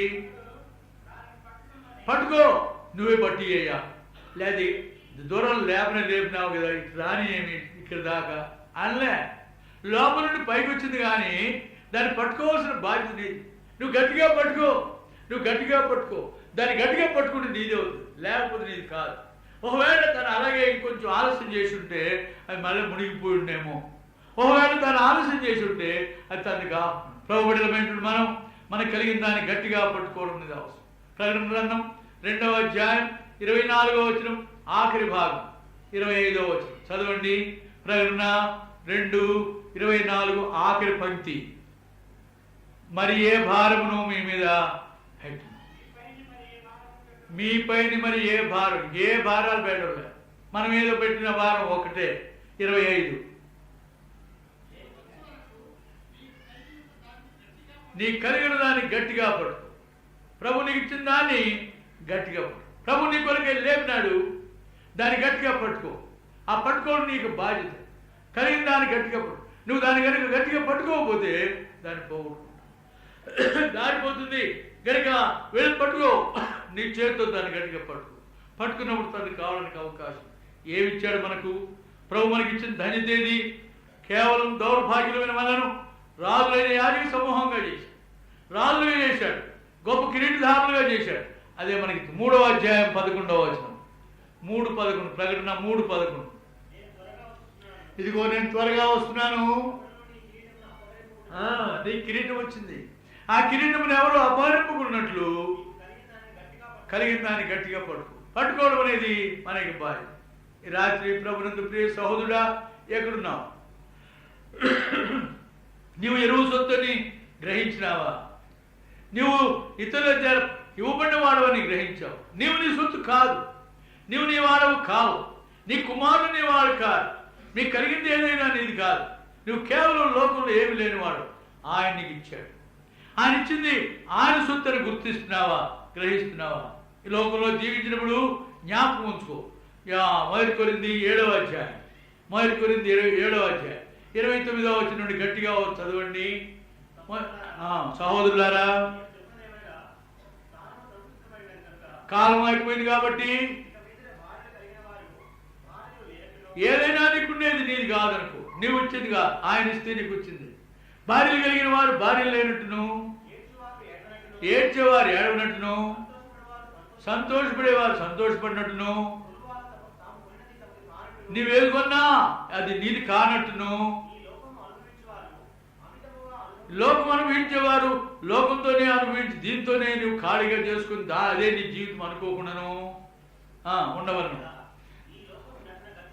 ఎందువల్లంటే ఈ లోకం నశించిపోతున్నది. గనుక దేవుని పిల్లలమైన మనం ఈనాడు సమస్తమును విడిచిపెట్టి దేవుడు మనల్ని ఎందుకు ఏర్పరచుకున్నాడో, ఎక్కడ పడిపోయినామో అది లేవనెత్తుకుని మనకు కలిగిన దాన్ని గట్టిగా పట్టుకోవడానికి. ప్రభు నీ కొరకే లోకంలోకి వచ్చాడు. నీ కొరకే తను తాను బలిగా అర్పించుకున్నాడు. పడిపోయిన నిన్ను పైకి లేవనెత్తడానికి, నశించిపోయిన నిన్ను పైకి లేవనెత్తడానికి ఆయన నిన్ను నిలబెట్టుకున్నాడు. గట్టిగా పట్టుకో, గట్టిగా పట్టుకో. ఈ రాత్రి నిర్లక్ష్య పెట్టు బాబు. ప్రభునందు ప్రియుడా, పోగొట్టుకున్నావు. ప్రభు ఇచ్చిన స్థానాన్ని పోగొట్టుకున్నావు. ప్రభు ఇచ్చిన ఆ గొప్ప ధన్యతను పోగొట్టుకున్నావు. ప్రభునికి ఇచ్చినటువంటి ఆ ఎరువు సొత్తును పాడు చేసుకున్నావు. ఈ రాత్రి తిరిగి ఆయన నీ కొరకే నరకబడ్డాడు కనుక, ఆయన నీ కొరకే వధించబడ్డాడు కనుక నీ పడిపోయినటువంటి నీ స్థానాన్ని తిరిగి లేపడానికి ఆయన శక్తి సంపన్నుడు. నీవు చేయవలసిన పని ఏదంటే, ఎక్కడ పడిపోయినావో ఒప్పుకో. ప్రభు యొక్క పాదం మీద ఏ స్థితిలో పడిపోయినావో ఒప్పుకో. ఆ తర్వాత పైకి లేచిన తర్వాత గట్టిగా పడు. ఈ రాత్రి ఇంకా నీ పాపములు ఒప్పుకోకుండా, నీ తప్పిదములు ఒప్పుకోకుండా ఉన్నావా? ప్రార్థన చేద్దాం. దయచేసి మోకరించండి, ప్రార్థన చేద్దాం. ఈ రాత్రి ప్రభునందు ప్రియ సహోదరుడా, సహోదరి, నువ్వు కొత్తగా వచ్చినావు. ఒకవేళ క్రైస్తవు కాదు, నీవు నీ సొత్తు కాదు, నీ శరీరం నీది కాదు, నీ జీవితం నీది కాదు, నీ భార్య నీది కాదు, నీ పిల్లలు నీ వారు కాదు. ఆయన ఇస్తే నీకు దొరికిన వారే. గనక నేను నా వాడిని కాను, నేను నా భార్య నాది కాదు, నా పిల్లలు నా వారు కాదు, లోకం నుండి ఏ స్థానమైనా నాది కాదు, కేవలం ఆయన ఇస్తే వచ్చింది అని గుర్తించు. గ్రహించిన తర్వాత నువ్వు ఎక్కడ దాన్ని పోగొట్టుకున్నావో, ఎక్కడ దాన్ని పడి చేసుకున్నావో దాన్ని ఒప్పుకో. ప్రభు యొక్క పాదంగా నిర్లక్ష్య పెట్టు బాబు. ఈ రాత్రి యథార్థ హృదయంతో ప్రభు యొక్క పాదం దగ్గర, యథార్థ హృదయంతో ప్రభు యొక్క సన్నిధిలో ఒప్పుకో. నీ తప్పిదం ఎక్కడో, నువ్వు జారిపోయింది ఎక్కడో, పడిపోయింది ఎక్కడో, ఏ సందర్భంలో పడిపోయినావో దాన్ని గుర్తించు. అయ్యా, నేను ప్రభుని ఎరిగి బ్రతికాను. సండే స్కూల్లో ఉన్నప్పుడు నేను చాలా గుర్తిస్తూ వచ్చాను. హై స్కూల్ స్టడీస్కి వచ్చిన తర్వాత కూడా గ్రహించినాను. కాలేజ్ స్టడీస్కి వచ్చిన తర్వాత, లేకపోతే నేను ఉద్యోగంలోకి వచ్చిన తర్వాత, నేను ఆయన స్థానానికి వచ్చిన తర్వాత నేను ఇలాగయ్యాను. అక్కడే రాస్తున్నాడు ఏమని, యవనస్తుని వాడు దేవుడిని సంతోషపరచాలా, దేవుడు మహింపరచాలనుకుంటాడు. పెళ్లి కాని కన్యక దేవుడు మహింపరచాలనుకుంటుంది. పెళ్ళైన తర్వాత భర్తను ఎలా సంతోషపరచాలా, భార్యను ఎలా సంతోషపరచాలని దీనిలో మునిగిపోయినాడు. ఒప్పుకో. ఉద్యోగంలోకి వచ్చిన తర్వాత సంపాదించాలనే ఉద్దేశంతో మునిగిపోయినావా, లేదా భార్య వల్ల మునిగిపోయినావా, లేదా భర్త వల్ల మునిగిపోయినావా, ఇది ఏ కారణంతో మునిగిపోయినావు? ఒప్పుకో. ప్రభు దగ్గర చెప్పు, నాకు తెలియదు. నువ్వు ఒప్పుకుంటే ప్రభు నిన్ను తిరిగి పైకి లేవనెత్తాడు. అది ఇనుమైనా పైకి లేస్తుంది గనుక దాన్ని నువ్వు తిరిగి ఆయనకు అప్పచెప్పడానికి అవకాశం ఉంది. అది లేచిన తర్వాత గట్టిగా పట్టుకో. పట్టుకున్న ఆ గొడవలు తీసుకెళ్ళి ఆ సొంత వారికి అప్పచెప్పాడు. అయ్యా, నీ చేతికి ఇస్తున్నాను, నువ్వు తీసుకో. తాను ఏ పని చేయడానికి వెళ్ళాడు? మేము స్థలం చాలేదండి, ఇరుగ్గా ఉంది, మేము విశాల స్థలం ఏర్పరచుకుంటామండి అన్నాడు. ఎలీషా అన్నాడు, ఎందుకు పుట్టింది మీకు దుర్బుద్ధి? మీరు ఎందుకు విశాల స్థలానికి పోవాలి? ఇక్కడే ఇరుకులోని జావమని అన్నాడా? లే, సరే వెళ్ళండి అన్నాడు. ఎందువల్లంటే దేవునికి చిత్తం నువ్వు ఫలించాలి, వృద్ధి పొందాలి. మీరు ఫలించి అభివృద్ధి పొంది పొండి ఆ భూమిని నిండించి దాని ఏరుడిని ప్రభు సెలవిచ్చాడు. అంతేకాదు శిష్యుడన్నవాడు ఎవరంటే ఎవరు తాను నిజముగా ఫలించేవాడుగా ఉన్నాడు. మీరు బహుగా ఫలించడం వలన నా తండ్రి మహింపరచబడును, అటువలే మీరు నాకు శిష్యుడన్నవాడు ఫలించాలి, అభివృద్ధి పొందాలి. నువ్వు వృద్ధి పొందవద్దని దేవుడు చెప్పలే, ఫలించొద్దని దేవుడు చెప్పలే, లోకంలో నువ్వు వర్ధిల్లాలని వ్యర్థిల్లకూడదని దేవుడు చెప్పలే. అయితే జాగ్రత్త, నీవు నీ వాడవు కావని గుర్తించు. అది గ్రహిస్తే నువ్వు జాగ్రత్తగా నువ్వు నడుచుకోవడానికి అవకాశం. ఈ రాత్రి యథార్థ హృదయంతో ప్రభు యొక్క సన్నిధిలో నిన్ను వానికి అర్పించుకో. ప్రభువా, బతకాలని, వృద్ధి పొందాలని, ఉద్యోగంలో ఉన్నాను, బ్రతకాలని, మంచి స్థానంలోకి రావాలని నేను ఈ చదువు చదువుతున్నాను, నేను బ్రతకాలని, ఈ స్థానంలో ఉండాలని నేను కుటుంబాన్ని కలిగి ఉన్నాను. నేను అయితే నన్ను నీవు పంపిన ఉద్దేశం మర్చిపోయినాను, దయతో క్షమించు. ఫలాని విషయంలో పడిపోయినాను, ఒప్పుకో. ప్రభు నిన్ను క్షమించి నిన్ను తిరిగి పైకి లేవనెత్తాడు. గట్టిగా పట్టుకో, ప్రభు నిన్ను తన పరిశుద్ధమైన ఆశీర్వాదంతో నింపుతాడు. ప్రేమగల మా ప్రియమైన తండ్రి, లోకంలో మేము ఫలించి అభివృద్ధి పొందాలని మీరు కోరినారు. లోకంలో మమ్మల్ని క్షేమకరంగా జీవించొద్దని మీరు చెప్పలేదు. లోకంలో ఉద్యోగాలు చేయొద్దని, చదవద్దని, లేక మేము దరిద్రులుగా ఉండాలని మీరు కోరుకోలేదు. మీరు ఫలించాలి, అభివృద్ధి పొందాలి, భూమిని నిండించాలని మీరు కోరుకున్నారు. అయితే మేము మా సొత్తు కాదని మర్చిపోవద్దని మీరు సెలవిచ్చినారు. మేము మా సొత్తు కాదు, విలువ పెట్టి కొనబడిన వారు కనుక మా శరీరం, మా దేహంతో మిమ్మల్ని మహింపరచు మా నేర్పించు. మీకు మహిమకరమైన సాధారణకు సహాయం. ఈ రాత్రి ఒక్కొక్కరితో మీరు మాట్లాడండి. ఎవరెవరు ఎందుకు పుట్టించబడ్డామో, దేవా మమ్మల్ని ఎందుకు సృష్టించినావో, మమ్మల్ని ఏర్పరచుకున్న కారణం ఏదో, మమ్మల్ని పిలిచిన కారణం ఏదో, మమ్మల్ని ఈ స్థానంలో నడిపించిన కారణం ఏదో, ఈ రాత్రి మీటింగ్ రప్పించిన కారణం ఏదో మేము గుర్తించు సహాయం. గుర్తించి ఎక్కడ పడిపోయినామో, ఎక్కడ జారిపోయినామో, ఎక్కడ మునిగిపోయినామో ఒప్పుకొని మేము మా పడిపోయిన స్థితిలో పైకి లేవడానికి సహాయం. నరకబడిన పచ్చి చుట్ట ప్రభు అయిన యేసు మా కొరకై వధించబడిన వాడివై పడిపోయిన మమ్మల్ని పైకి లేవనెత్తడానికి నువ్వు లోకానికి వచ్చావు. కనుక మనం ఏ స్థితిలో పడిపోయినా మమ్మల్ని లేవనెత్తగలవు. కనుక మమ్మల్ని లేపండి. ఇంకెవరైతే తమ పాపభూయిష్టమైన జీవితంలో జీవిస్తున్నారో వారిని పైకి లేవనెత్తండి. వారితో మీరు మాట్లాడండి. వారు తాము ఎక్కడ పడిపోయినారో ఒప్పుకుంటూ సహాయం చేయండి. వారు పైకి లేచిన వారైతే పైకి లేపండి వారు గట్టిగా పట్టుకుంటూ సహాయం చేయండి. ఇవి ఆఖరి దినాలు, ఏర్పరచబడిన వారిని సహా దొంగిలించే దినాలు, మేము పనులు పోగొట్టుకునే దినాలు. కనుక మాకు కలిగిన కిరీటాన్ని జాగ్రత్తగా కాపాడుకుంటూ సహాయం. మరి ఏ భారం మా మీద పెట్టలేదు.